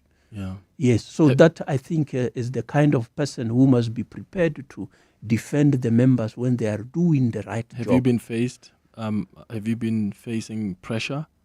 I have. And how have you dealt with that? Yeah, from my side, since I came in, maybe because I have been talking beforehand that if anyone try to do that, I will go to the judge. Because maybe many people knows that I have read the law. They know that I know where the judge is sitting. And nobody attempted to do that. And from the experience, I have been dealing with corruption from the time that I was a constable. So it is known that I am not going to bend the rules. We just have to be fair and be honest. Lieutenant-General Godfrey Lebeya, thank you so much for making time for us, and thank you for your service over the last 7 years, and we wish you all the best with whatever you will decide to do next. Thank you very much, Ethan. It's 2 minutes before 11. Honey, what are you doing? I'm stretching for tonight. I thought you're not dancing at bachelorette parties anymore. Baby, we need the money to put Johnny through matric mos. And what's the police uniform for? The clients feel safer when I wear it. No, man, just sell your bucky to We Buy Cars. They give the best prices and they pay you within minutes. Okay, but can I just go and dance one more time, please? You know how much I love it. No, the buyer's already on his way here. Wow, okay. Strapped for cash? Just sell your vehicle to We Buy Cars. The easiest way to sell your car by far. Whether you own a startup in Sandton or a spaza shop in Soweto, Standard Bank has the solutions to grow your business. For just R9 per month, our MyMoBiz business account gives you access to free online banking and a team of business experts. Our Simply Blue Pro card machine enables you to accept payments anytime, anywhere. Search Standard Bank MyMoBiz and Simply Blue to amplify the growth of your business today. Standard Bank is an authorized FSB and registered credit provider. T's and C's apply. To walk the talk is to turn words into meaningful actions. And it's what we at 702 are committed to doing every day. We're also committed to following the rules set out by the Broadcasting Complaints Commission's Code of Conduct. to give you balanced programming, fair comment, and accurate news. But if we stumble along the way and you feel we're not living up to the code, let us know on comment@702.co.za. And if after that you're still not happy, you can direct your complaint in writing to the Broadcasting Complaints Commission, PO Box 412365, Craig Hall 2024. For more, visit bccsa.co.za.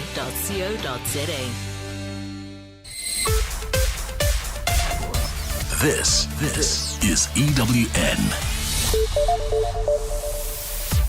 Good morning, I'm Sfiso Zulu.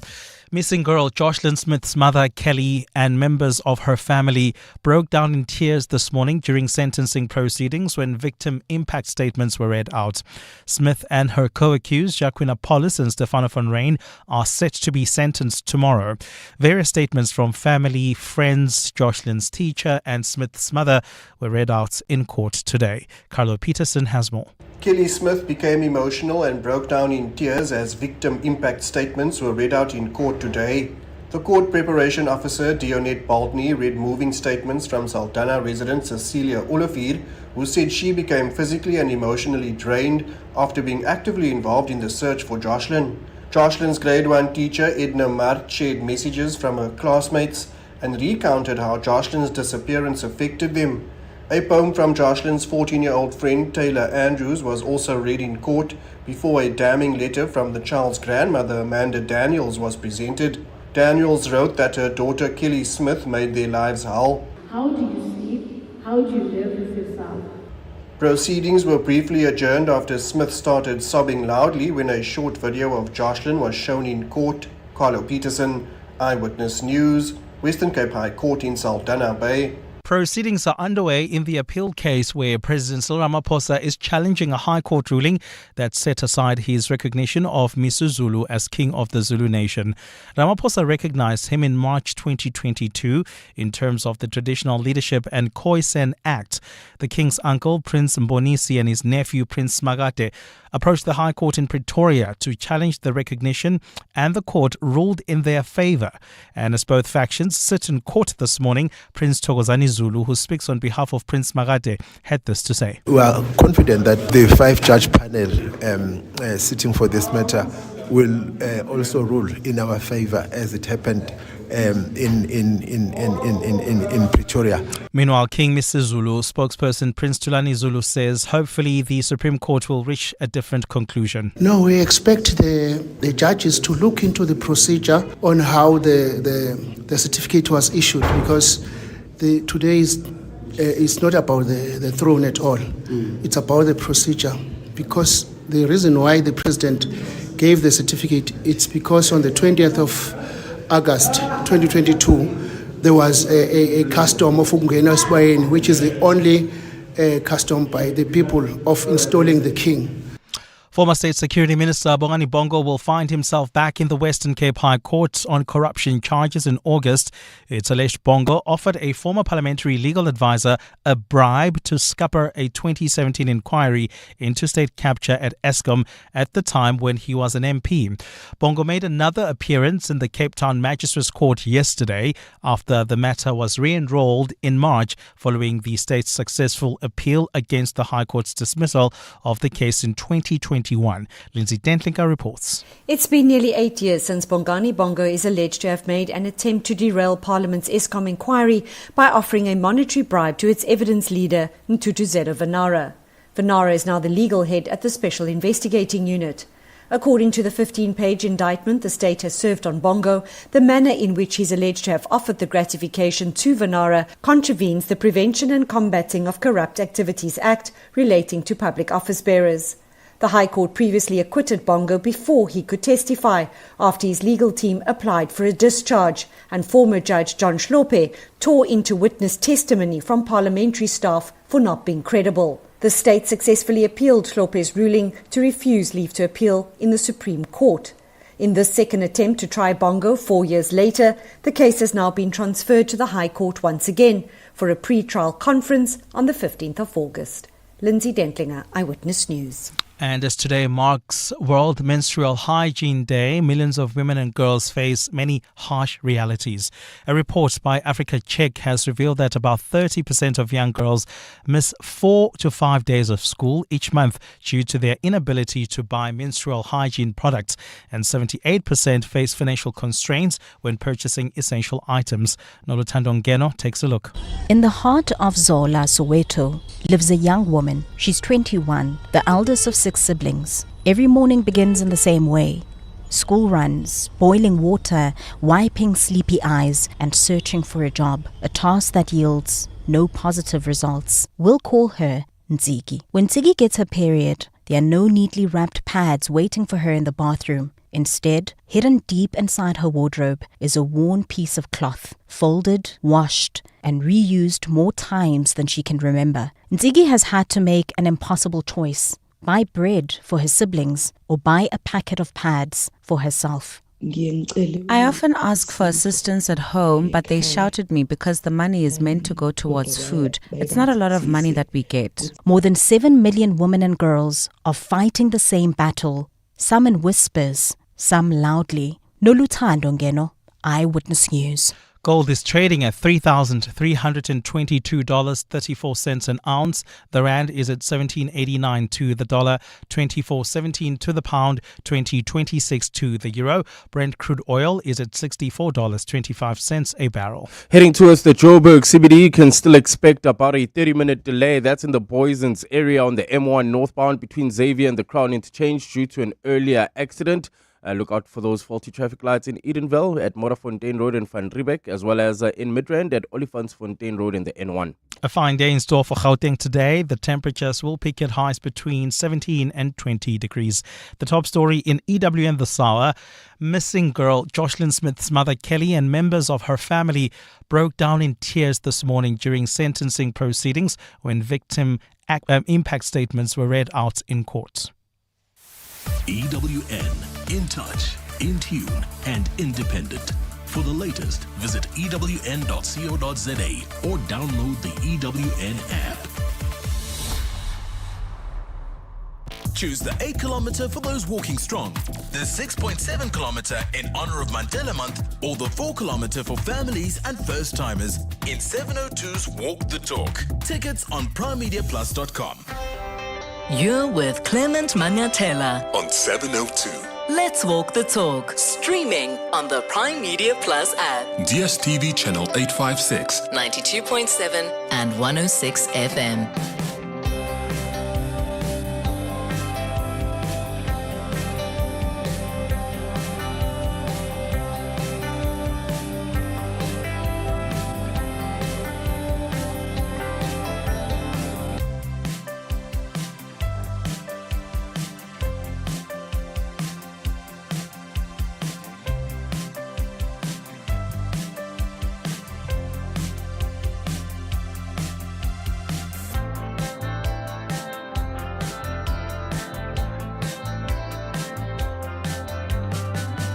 Eight minutes after 11 o'clock. Dumelang, welcome to the third and final hour of the Clement Manyathela Show. Thank you for staying with us here on 702. It's time now for our Listener's Choice feature.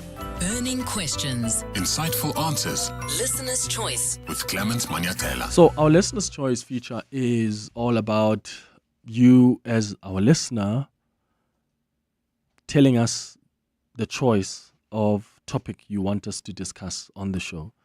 So this is an opportunity for you to co-curate the content of the show with us. So we created this feature from the first day I started doing this show 5 years ago. And we said we're going to give you an opportunity to send us an email on cm@702.co.za to suggest topics for us that we haven't spoken about, or topics that maybe you still don't understand and you want us to bring maybe a minister or a DG or an expert to come and explain things more. Or maybe you want to suggest topics that we've never even touched on the show. And there are topics we've spoken about on Listener's Choice that were suggested by listeners that we've never even thought of.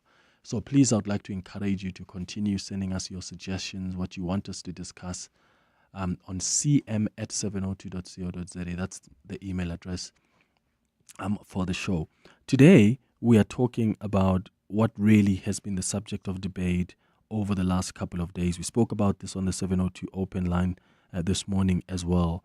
We're looking at the B-BBEE concessions and what the law actually says. You may have seen, you've heard this morning as well, this debate about the proposal by the Minister of Communications and Digital Technologies, Solimalatsi, to exempt multinational satellite operators from compliance with South Africa's broad-based black empowerment, broad-based black economic empowerment. And that's not to say that they're not going to comply with that legislation, but it gives them options of whether you go with equity equivalence, maybe as opposed to direct ownership. And there have been some concerns about, whether or not, this is allowed by law or not. The minister was in Parliament yesterday also accounting for this directive that he has issued and whether or not that goes beyond his powers.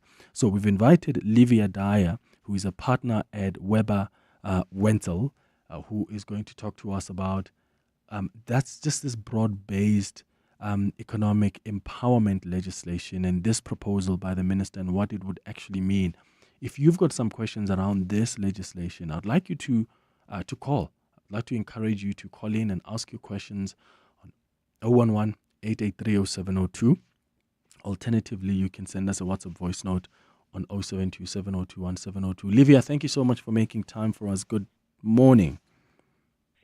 Morning, Clement. Thanks very much for having me on. So before we even start with what the minister is proposing and what that actually means in as far as B-BBEE legislation is concerned, let's talk about why this legislation exists and why is it so important for companies that want to operate in this country to consider.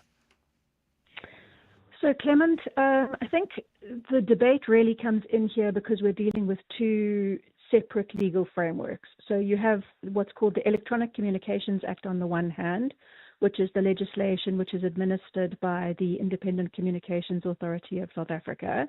And then you have the BEE legislation on the other hand, which is legislation that is administered by the Minister of Trade, Industry and Competition, and of course the BEE Commission. The Electronic Communications Act is the legislation that essentially says any large telco or media company that wants to operate in South Africa has to have a license to do so. And in order to obtain any of those sorts of licenses or to buy a license, the company needs to be 30% equity ownership needs to be held by historically disadvantaged persons. Yeah. And really, the debate that has arisen is what those words in the Electronic Communications Act mean, and whether those words can and should be aligned with what's in the more general framework under the Broad-Based Black Economic Empowerment Act. I think the argument that has been made by many in the sector, both multinationals and in fact domestic companies, is that they don't necessarily want to have to apply two different sets of rules. So the rules that they have to apply under the ICASA rules when they calculate their HDP ownership, and then the rules that they have to apply when they go and get their BEE certificates. A lot of companies have said, look, can we not just apply the same set of principles, being the BEE principles? So really the debate is what those words in the Electronic Communications Act mean. You have some who say it means that there must be direct ownership by historically disadvantaged people, which category, of course, includes Black people. And then there are others who say, well, that could potentially include all of the other types of ownership and deemed ownership, which is permitted under the broader BEE framework. Obviously, we all understand the reasons why it's important to increase ownership by historically disadvantaged people and Black people in all the sectors of the economy. And I think it's just the debate really is, well, what is the best way to do that? And should we be offering alternatives specifically to multinationals who are really the only people who are eligible to have these sorts of equity equivalent investment programs? Yeah. Yeah. So as it stands now with our B-BBEE legislation, are there two options that are available for the multinational companies to either go for direct ownership, where you pick a Clement or Livia or anybody else and you say, here are historically disadvantaged people, here is 30% that they will own, and the other option of equity equivalence, where the value of that 30% then is seen in the work the company does for the community, for the historically disadvantaged communities. As it stands now, are those two options available? So those options are available to many operating in the ICT sector and in many other sectors. They're not available to people who need to hold licenses to provide telecommunication services or media services. And the reason that they're not available to people that have to hold licenses is because ICASA's rules say something different from the general BEE framework.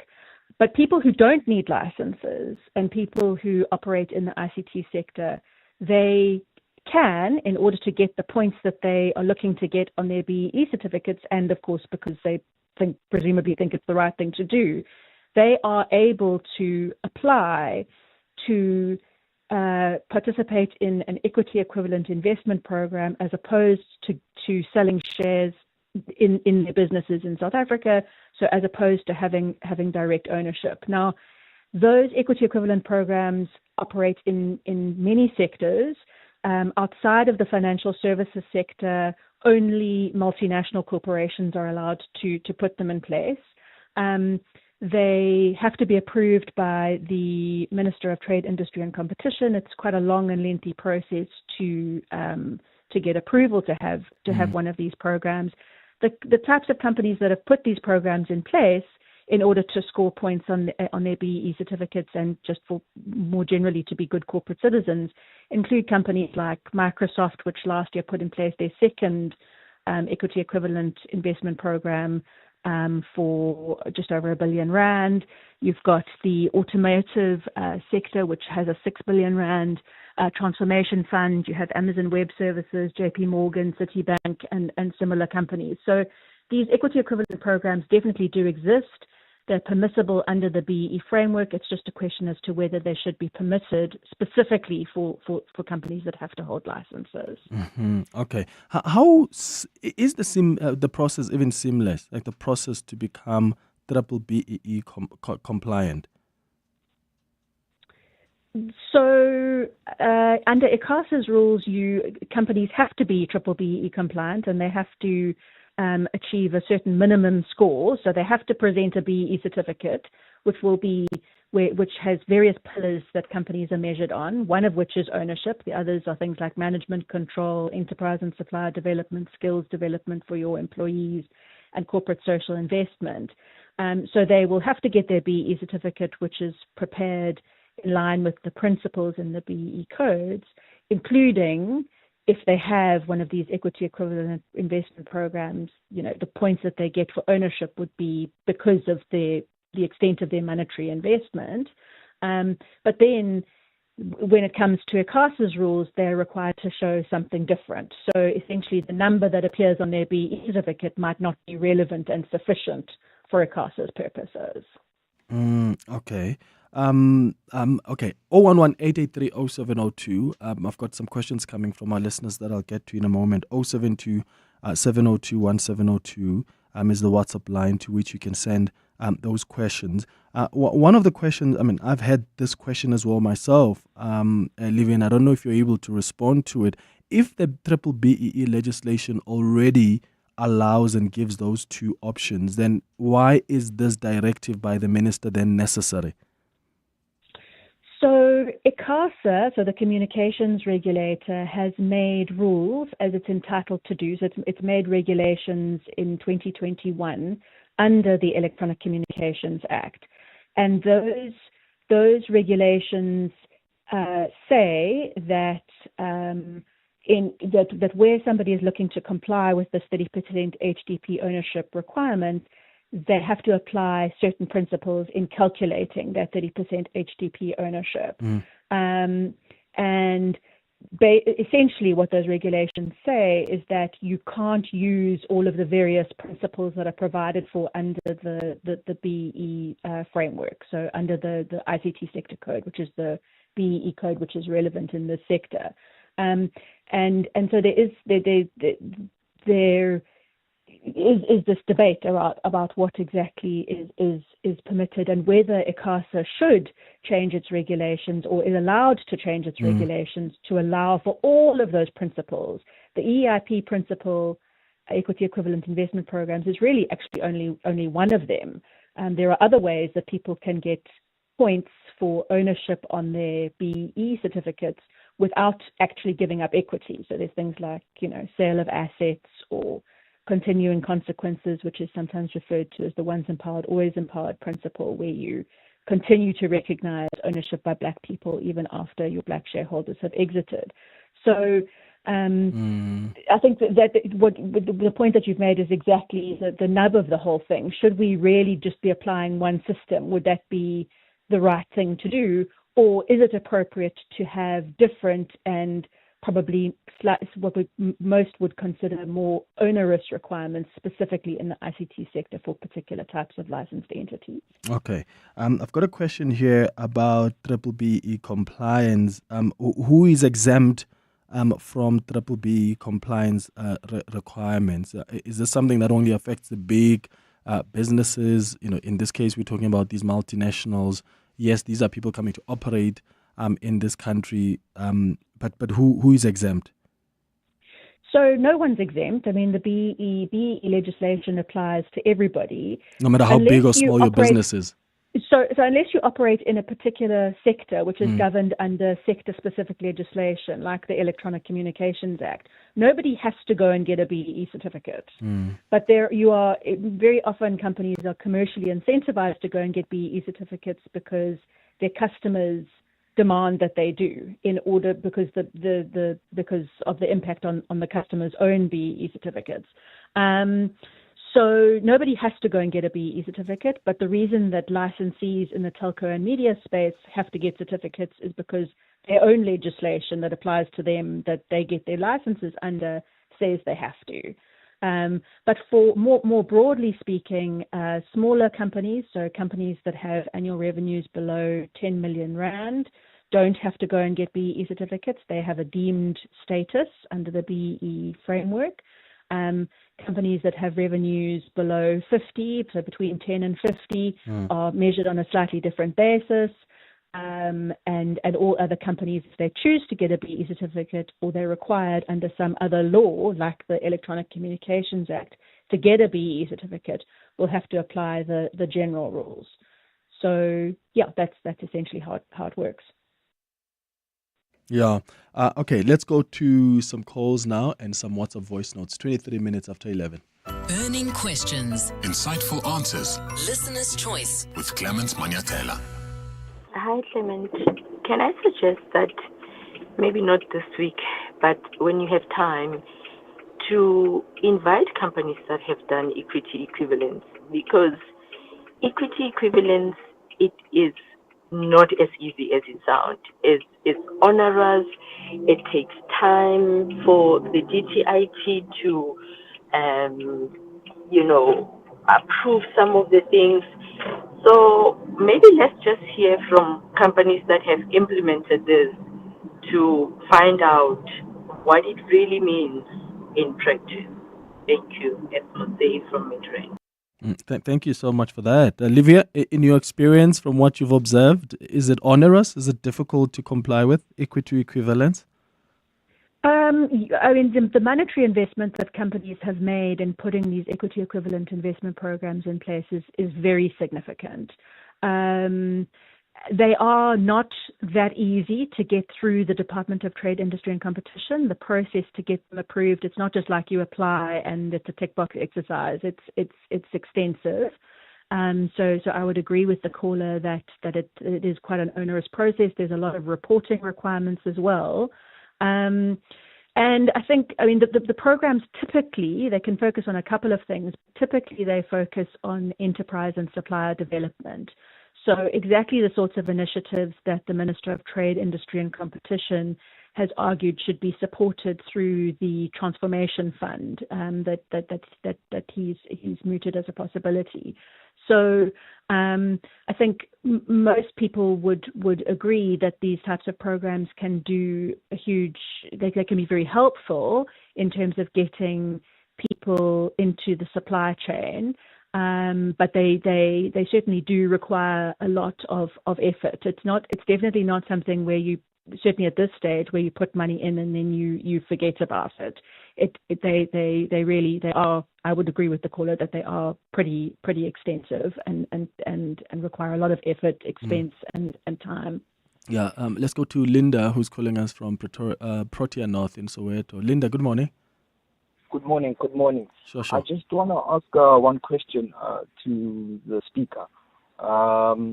So, in terms of what are the prosecutions these companies face if they do not maybe comply or do not maybe meet certain licenses?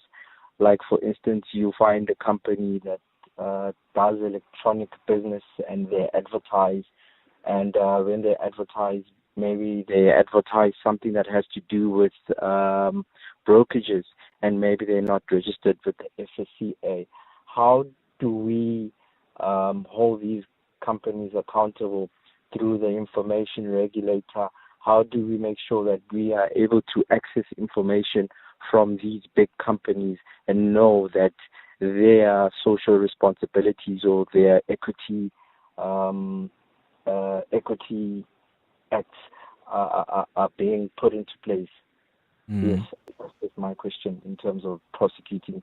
Yeah. All right, Linda, thank you so much for that. When I was hosting the B-BBEE commissioner, that's one of the questions I asked, because a lot of companies are getting away with non-compliance, and I just feel sometimes there's not enough being done, or maybe the commission or the commissioner for B-BBEE, they're not capacitated enough to ensure that level of compliance. Livia, what do you think in as far as the consequences are for companies that are not complying? Yeah, I mean, this is the big question. What's the best way to enforce the requirements? I think for companies, certainly in the ICT space, which is really the focus at the moment, they are regulated by two regulators when it comes to BEE. They're regulated on the one hand by ICASA, which is their sector regulator, and then of course they have the BEE Commission, and they have the Department of Trade, Industry and Competition. Their enforcement is difficult, and they probably almost certainly should be more of it. And unfortunately, yes, there are schemes and systems that people put in place to show BEE compliance when they might not be as compliant as ideally they should be.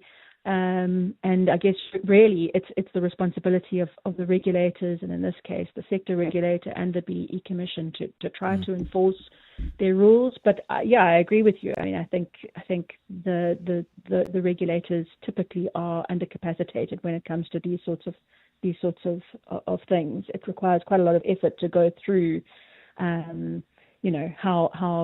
BEE structures are set up, and they require quite a lot of interrogation, which is quite labor intensive. So yeah, there does definitely need to be more capacitation to make sure this is working as it should. Here's the last question from Jenny, who says, can companies that you have a contract with force you to get a higher scorecard? I'm speaking from an EME that has a level 4 certificate. The big company that we have a contract with is saying that we must go up next level, which is a 2 for an EME, which means finding a black owner to own about 51%.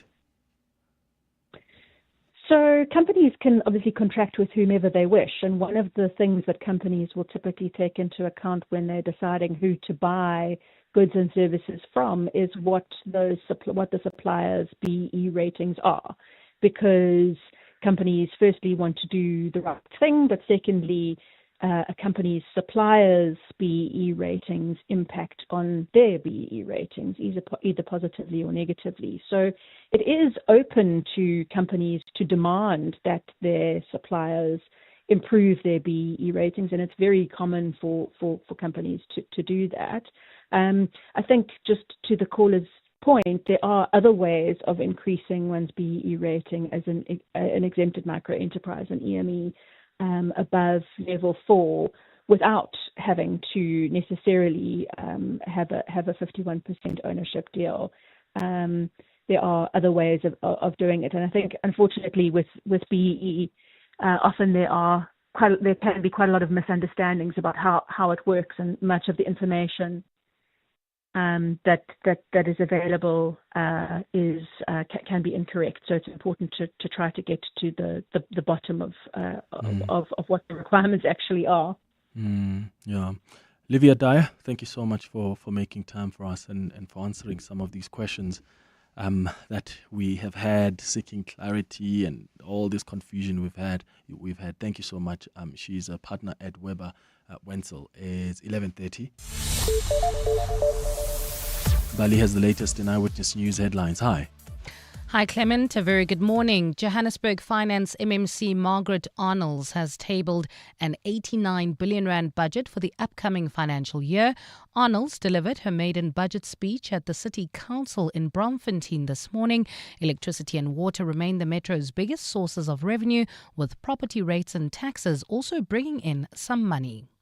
The mother of missing Jocelyn Smith, Kelly, has broken down in court today during sentencing proceedings when victim impact statements have been read. Smith and her co-accused, Jacquina Paulus and Stefano van Rijn, are being sentenced tomorrow. They were found guilty on kidnapping and human trafficking charges in relation to the little girl's disappearance. And proceedings are also underway in the appeal case where President Cyril Ramaphosa is challenging a High Court ruling which set aside his recognition of King Misizulu. The Ramaphosa recognized Misizulu in March of 2022 in terms of the traditional leadership as well as the Khoisan Act. Those are the headlines, this EWN and more at midday or as it happens. EWN Traffic. Well, at this stage in the Poisons area, you can still expect about a 30-minute delay heading into the Joburg CBD. That's on the M1 northbound between Xavier and the Crown Interchange due to an earlier accident. Also in Midrand, the slow-moving traffic N1 northbound. That's between Ellendale and New Road. Otherwise, the rest of 702 land not looking too bad. No serious accidents have been reported in the Tshwane area. However, look out for those faulty traffic lights in Centurion, at Rooihuis, Kral and Eitzig, as well as in Groenkloof at Christina de Wit and Eufius. If you come across any other traffic issues, please SMS us on 31702. We are also on X at EWN Traffic. There's more EWN on air, online, and on the EWN app. The Sharing Space on the Clement Manyathela Show. 702. 11:33. Time for the Sharing Space. This is where we share our stories, fun, sad, serious. Any story you want to share with us about maybe what happened at work, what happened in your company, what happened with your family, with your friends, whatever it is, you can share it with us and we'll read your email or we play your WhatsApp voice notes if that's how we turn your email into. And then we get the listeners then to share their experiences on whatever you're sharing or advise you, because some of you do seek advice from our listeners. Today we've got an email from Anonymous who has sent, it's an email that they've sent. So I'm going to read this to you. If you have been in the same situations before, tell us how you've dealt with it. Or if you've got advice for this listener, I would appreciate you to call us or send us a WhatsApp voice note. So here we go. Hi Clement and the listeners. I am in urgent need of your advice. My late husband and I were married for 5 years and we have 2 children. We were high school sweethearts. My husband tragically passed away in an accident 7 years ago. He was a caring man who made a lot of sacrifices for me and the children. He left us in a big house. He also left my children 2 apartments as investments. 2 years ago, I met a lovely man who I started dating. Our relationship unfolded quickly and we got married and we now have a little girl. The problem is that my new husband hasn't had a successful career and has a modest job in comparison to my late husband. I have no problem with this, but he seems to have a problem. He feels that I should use my late husband's investments to help him with his business. He has also wanted me to share the investments my first husband left for my kids with our daughter. Unfortunately, these are in their names and I can't make these changes. Recently, we had a big fight about this because he feels like I'm not helping him sufficiently despite having access to my husband's money, my late husband's money.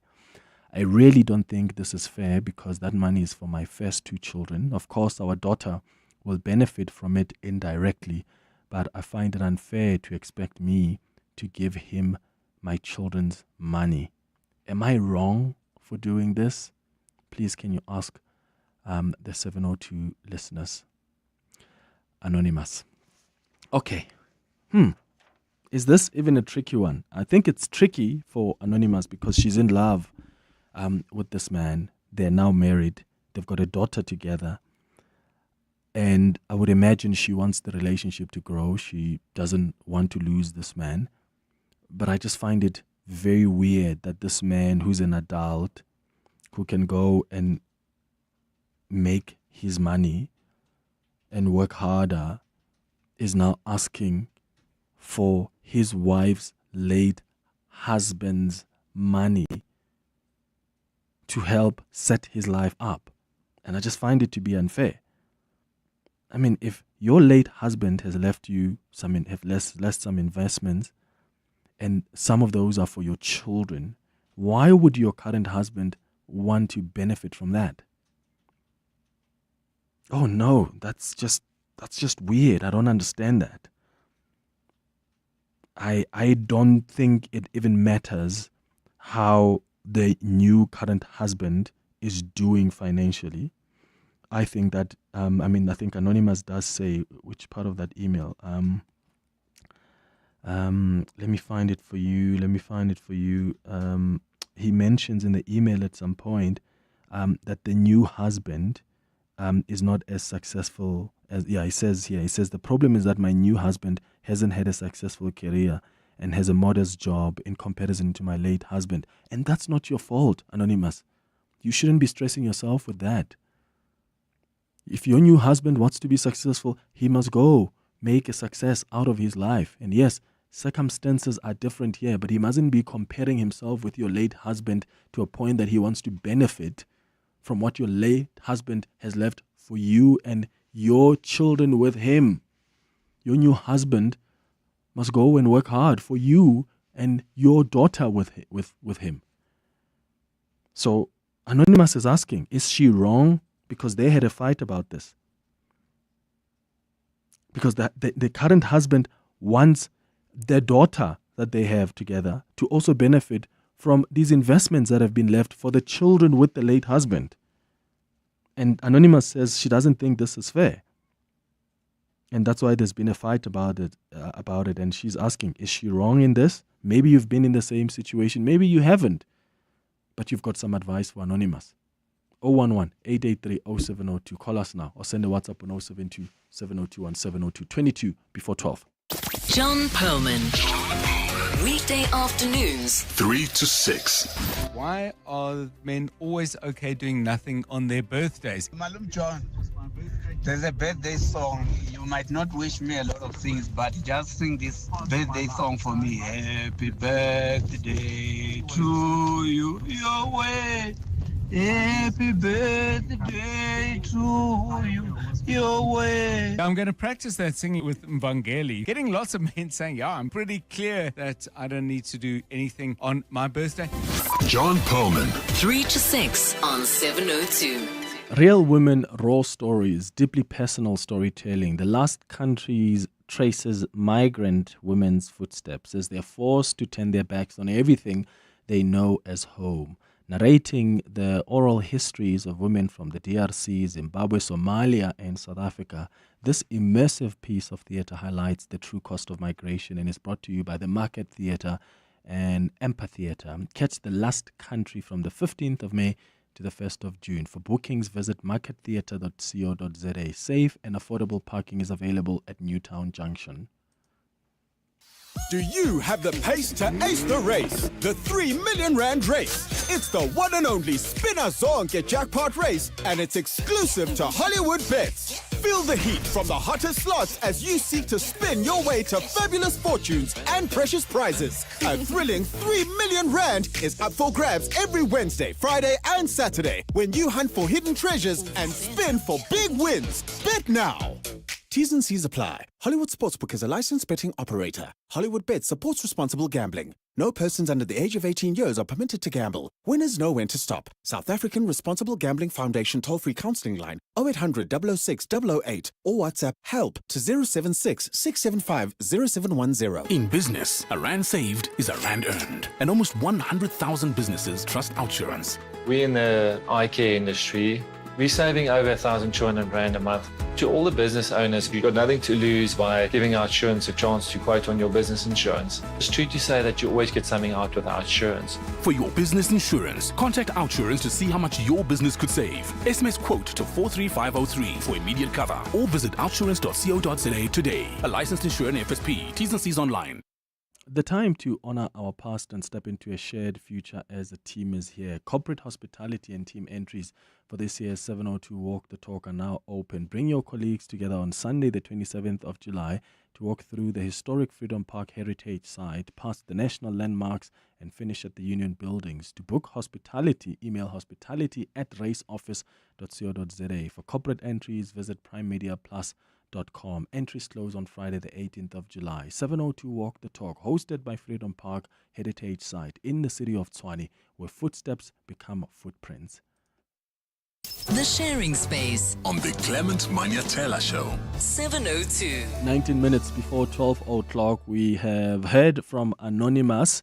What is your advice? Have you been in this situation before? 011-883-0702. Lebo in Krugersdorp. Good morning. Hi, Clement. How are you? I'm all right. Go ahead. I'm okay. No, for a second, I thought, no, the new husband is wrong to have those expectations. At food for thought, I tried to think, what if the woman and the kids are the ones that were not well off and the new husband had money? What was going to be the expectations from the family? For the new husband to take care and to invest in them, or you know? I suppose the difference here, Lebo, is that if the husband was not well off and you know, he's bringing another child with him, and this woman is well off, then the woman, we can have a separate conversation on how does the woman help this husband with the child that he brings along with. The difference here is this new husband wants to benefit from what has been left by the other husband. So it's not so much this husband trying to appeal to the wife to say, help me, I'm struggling. Because he's got a job. The husband has got a job. But he's not as successful as the late husband of this woman. And now he wants to benefit from what the late husband has left this woman and her kids. Yeah, no, I hear that. Okay, the new husband has to learn to live within his means. And then it's also a bit of a challenge to take away from the kids that don't have a father, because you don't know where the future is going to take them. Yeah. Lebo in Krugersdorp, thank you. Kenny, you are in Pretoria. Good morning. Hello? Sure. Go ahead, brother. Yes. Now I'm responding to that message you were reading. Yeah, this guy is completely wrong. Actually, from get-go, they shouldn't have even lived in that man's house. They should have moved and started afresh. That house forms part of the investment for the kids, not for him to come and benefit on those things. It's completely wrong. Yeah, but they don't live in the man's house, Kenny. That's not what the email says. I think they've got their own home. The challenge is he wants his daughter with this woman to also benefit, because remember the late husband left 2 apartments for the 2 children that he had with this woman. But this man clearly wants the daughter to also benefit from that. No, he's very delusional. He's delusional, completely delusional. Even for myself, my late wife left some inheritance for my son. Yeah. So I'm married to another woman. So everything every cent goes to him. It's not for the other kids. I'm married with other two kids. Yeah. So I'm not going to expect them to benefit from his inheritance. You know what I mean? Yeah, no, So got for it. me, we have to work for our own kids and the ones that she can with. We have a new daughter, and I don't expect somebody else to take care of it. It's my responsibility. I have to take care of the child. Yeah. You Kenny, know what I mean? Yeah. in Pretoria, thank you for calling, and thanks for sharing your own experience as well, having lost your wife and you are remarried and your wife had left in some inheritance for your son, and how that all of that money goes to your son and doesn't even go into the children that you are now helping raise with your new wife. TJ in Soshanguve, hi. Hi, Clement, how are you? Sure, man. What's up? That man, Clement, is a parasite that just want to suck blood out of that woman. I mean, how do I bring a child on earth and expect the other person to take responsibility, which is mine, of course, and ultimately wants to blame this other new lady for refusing to allow her daughter to benefit from the inheritance that was left by the former husband. I think that woman must just be very careful of such a man. Ultimately, he would siphon all the monies and open up his business and divorce that woman. She needs to be very careful. Should they divorce or should they just talk about it? maybe see a Clement, therapist. Someone will help the man see that, man, this is weird what you're asking for. Yeah, let them remain married. I don't know the nature of marriage that they had gone into, but that also needs to be taken into cognizance. But if ever he insists, that woman must just be very careful, because that man's main purpose is to siphon the money from this particular woman. Yeah, and he also he's suffering from inferiority complex, I would say. Yeah, it's tough. Yeah, TJ. I think someone on the WhatsApp line, is it Sneng, says to me, "Hi Clement, maybe we should also get the age of the current husband, because wow, the arrangement screams Ben 10 vibes. The man is in for a bag." Well, we don't know. The Anonymous doesn't give us the age here, but who knows? That could very well be the case. It's 13 minutes before 12 o'clock. The Sharing Space on the Clement Manyathela Show. 702. No, hi, Clement. For me, this is not trick. Something is fishy with that guy. A man does not come, Jay, asking for investments. You cannot ask for a woman's investment as a man. You want a woman's money? No. He must work himself hard for himself. Can't come take another man's money, a dead man's money that he worked hard for. No ways. This guy is a red flag. Something is fishy.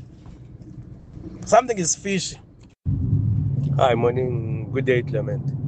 No, this husband, this new husband is there for an advantage. He doesn't love this woman.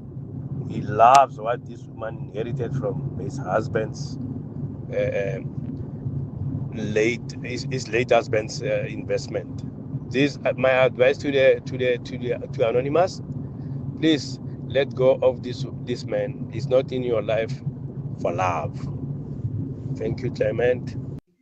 Hi, 702. Hi, Clement. Sissy, that man is not your firstborn. He's not your brother. He's just a stranger nje lo decide ukusithanda lapha. Long as nekokuthi ama plans akhe yini. You cannot build that man with your ex-husband's money. What about your children? Aibo, you can't do that. Keep this money for your children, sis. Put it in a trust. You can't do that. No, this man must go out there and work. Imagine he wants another man's money. For real? No, you can't. Keep your money, sis. Yeah, some of you are really frustrated by this, and I get it. I think it is frustrating for an adult, a whole big man, to be wanting to benefit from the inheritance that's been left by another man. No, go work for your own family, right? And that's, we're not saying go be just as successful. Circumstances are different for people. You don't have to be as successful as the late husband, and there's no comparison here. But if there's things you want for your family, go work for that. But to want yourself or your kid with your wife to benefit from what's been left by another husband before, it's just a bit weird. I'm getting some messages on the WhatsApp line from people who are suggesting that this man may be an opportunist who, one of those scammers who see, there are people who watch and... Good afternoon, Clement. There are people who watch husband, like they sit and they see, oh, that woman is married to that rich man. As soon as that rich man is no longer there, then they go. Because their intention is to benefit from the riches of this man. So they marry this woman because they want to benefit from it. So I'm getting some messages from people who are suggesting, well, apparently that's a thing. Yeah? There are people who literally just do that. They're out there looking for whose man is dying so that we can come in and we will marry. But imagine sacrificing your life like that, where you're going to marry someone you don't probably even love just because you are there to scam them. You just want to benefit from the riches of their late husband. Yo! Clips once. Helen, you're calling from Diepkloof. Hi. Hi, how are you, Clement? I'm all right, Helen. What are your thoughts? I'm good. That man, he came there with the intentions. I'm sure when he met that woman, he already knew that the husband passed. So he must just go work for his money. No, he mustn't come here with food nonsense. He must go work. Yeah. It's even worse because he is asking the money from the woman. Couldn't he at least wait to see if this woman will offer? No, he must go And work. who knows? Maybe the woman has already used some of the money to buy the furniture in the house they live, or to... It's possible, and these women live on they are so just have the chances maybe that she even told him about the money that she's invested. I get it. You guys marry and you are in love and you say we have no secrets, and then you start sharing everything. Manise mathandweni. Hey, yeah, love will be the end of us. I'm telling you, You are the there? next thing we know, each other is another story. Yeah. Helen in Diepkloof, thank you. You see, Marato. You are there in love when you're not telling your boo. Mary, community of property. Hey, there's 2 million that the late husband left. There are people who target widows. Be careful out there. People come in the name of love, but are they really coming in the name of love? Are they genuinely there for love? Mpo, you're in Protea North. Hi. Hey, Clement. Hey, Tada. This is shocking, really. And I think this man is a real parasite. And I think the woman, before they even got married, did open up and told him about all the investments, all the properties that she has. And this guy took advantage of that. I said, here is a jackpot. Let me quickly marry this jackpot, give her a child, and thereafter want to get the shares of the investments. And I wonder what type of marriage have they signed. This woman must be very careful about this man. If this man is divorceable, let her do it. Otherwise, she's going to be in trouble. She's in love, Mpo, hey. She umaratong meo. Say love. Love. Muna is in for the money. This woman must get rid of this parasite. Otherwise, she's going to be in trouble, Clement.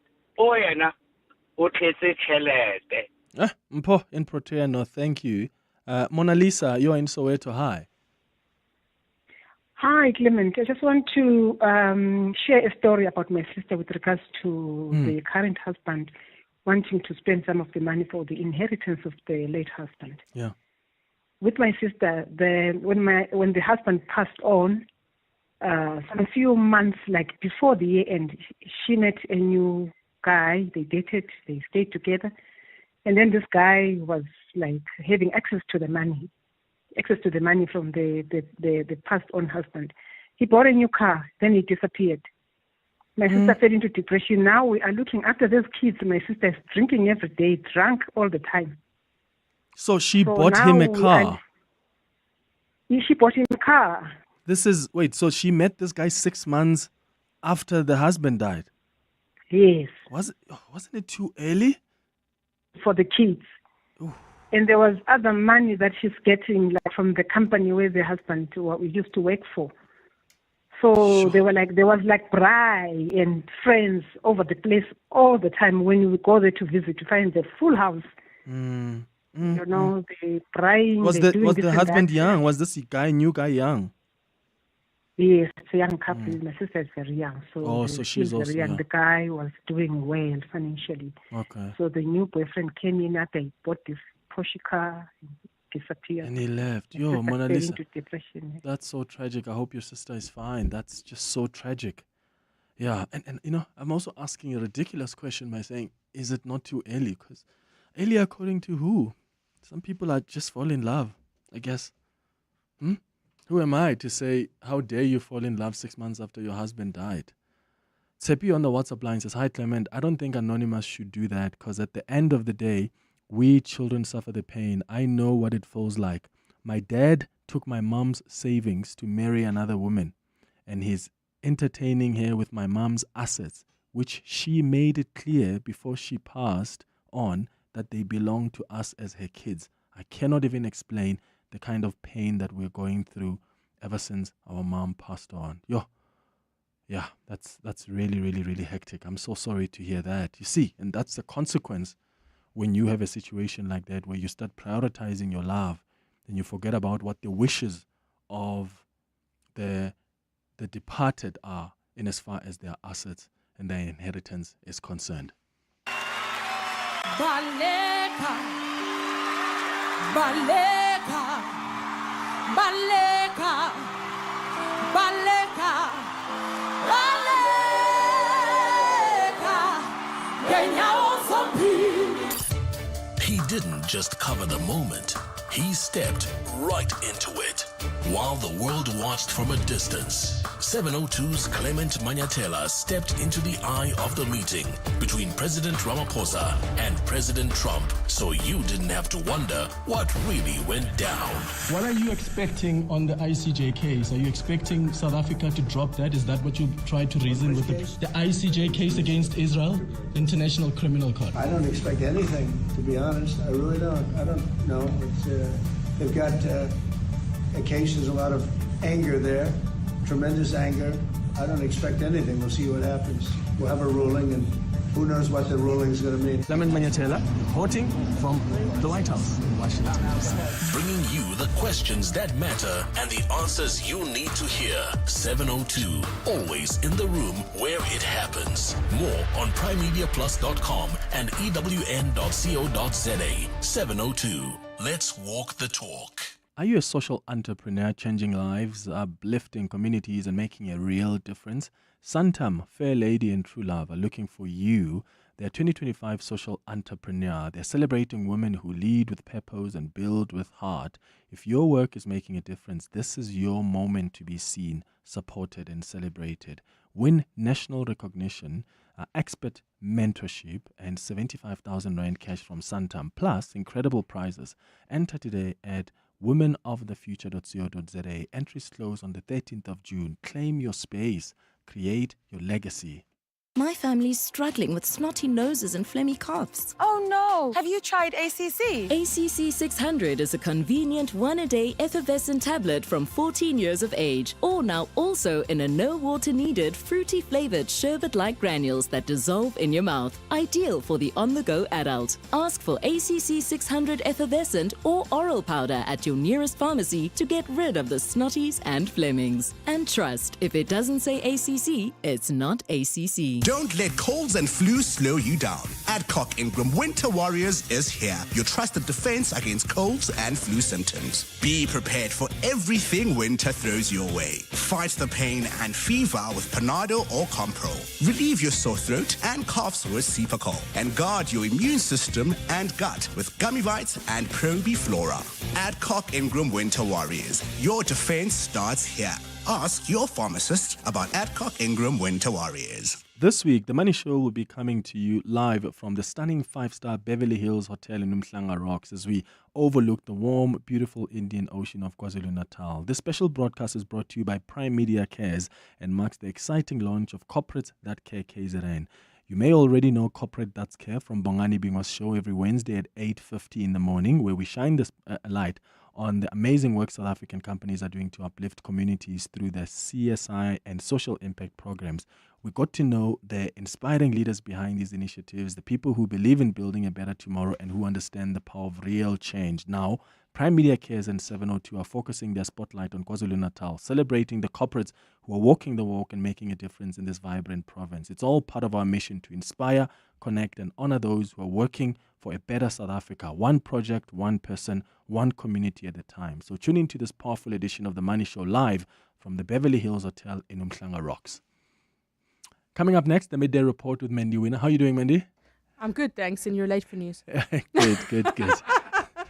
Listen after the news to what's coming up on 702 on the Midday Report with Mandy Winner. Thank you for listening to the, what day is it today? Wednesday edition of the Clement Manyathela Show. We're back again tomorrow between 9 and 12. Have a beautiful day, my friends. Bye-bye. This is EWN.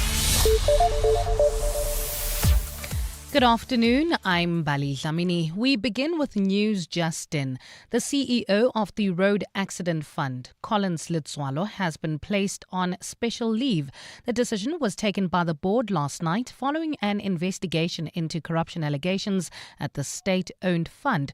The embattled RAF is currently being probed by the Special Investigating Unit for a number of suspicious payments made to law firms.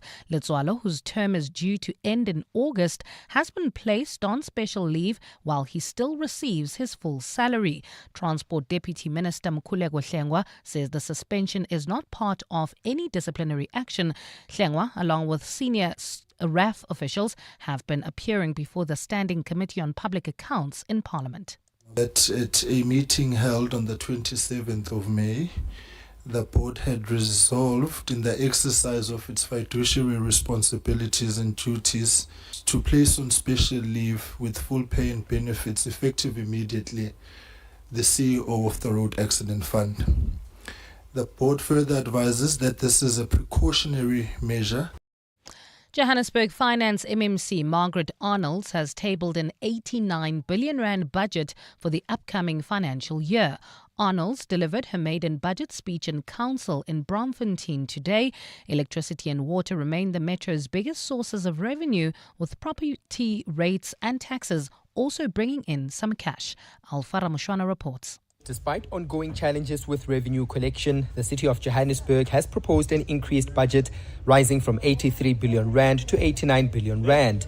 The primary driver of this growth in total revenue is the rise in service charges, mostly for water and electricity. Additional increases in revenue collection fees and property rates have also contributed to the city's boosted revenue. Finance MMC Margaret Arnolds has confirmed that the budget is fully funded. Revenue for 2025-2026 reflects a 9.3% increase compared to the previous year. This increase is primarily driven by service charges, which accounts for the largest share of the city's revenue base. She says the city now has to focus on boosting its revenue collection efforts. Alfa Ramshwana, Eyewitness News, Johannesburg. In the courts now, the mother of missing Jocelyn Smith, Kelly, has broken down in court today during sentencing proceedings where victim impact statements have been read out.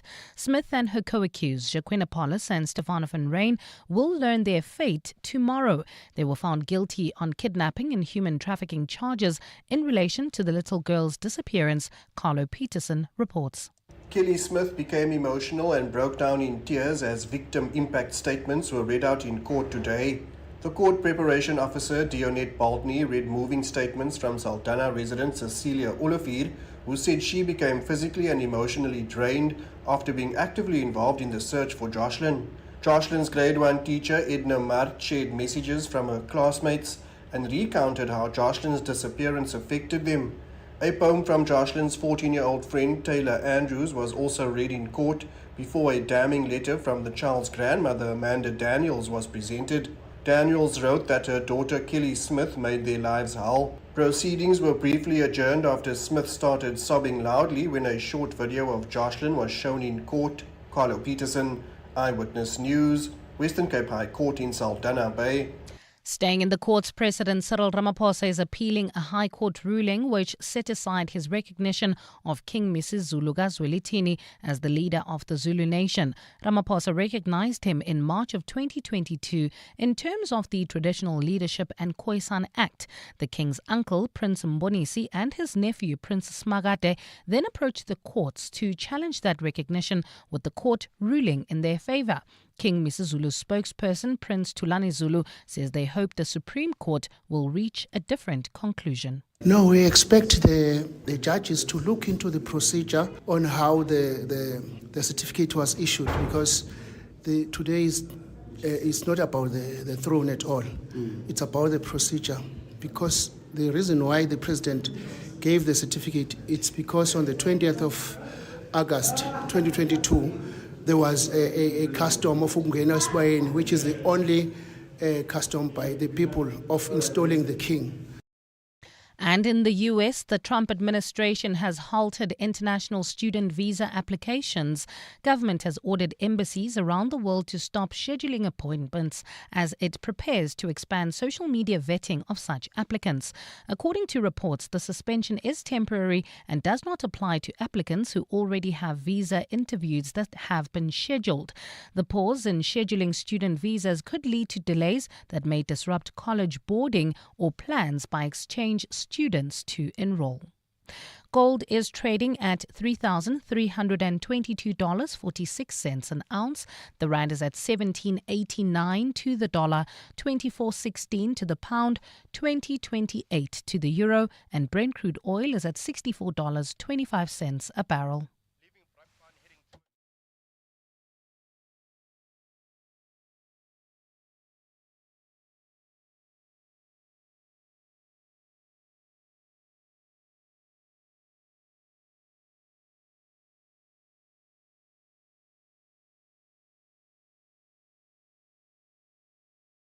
It's a fine afternoon in Gauteng today. Temperatures have peaked at highs of between 17 and 20 degrees, while Cape Town is partly cloudy with a strong northwesterly wind at a high of 17. The top story in EWN this hour: the CEO of the Road Accident Fund, Collins Litswalo, has been placed on special leave.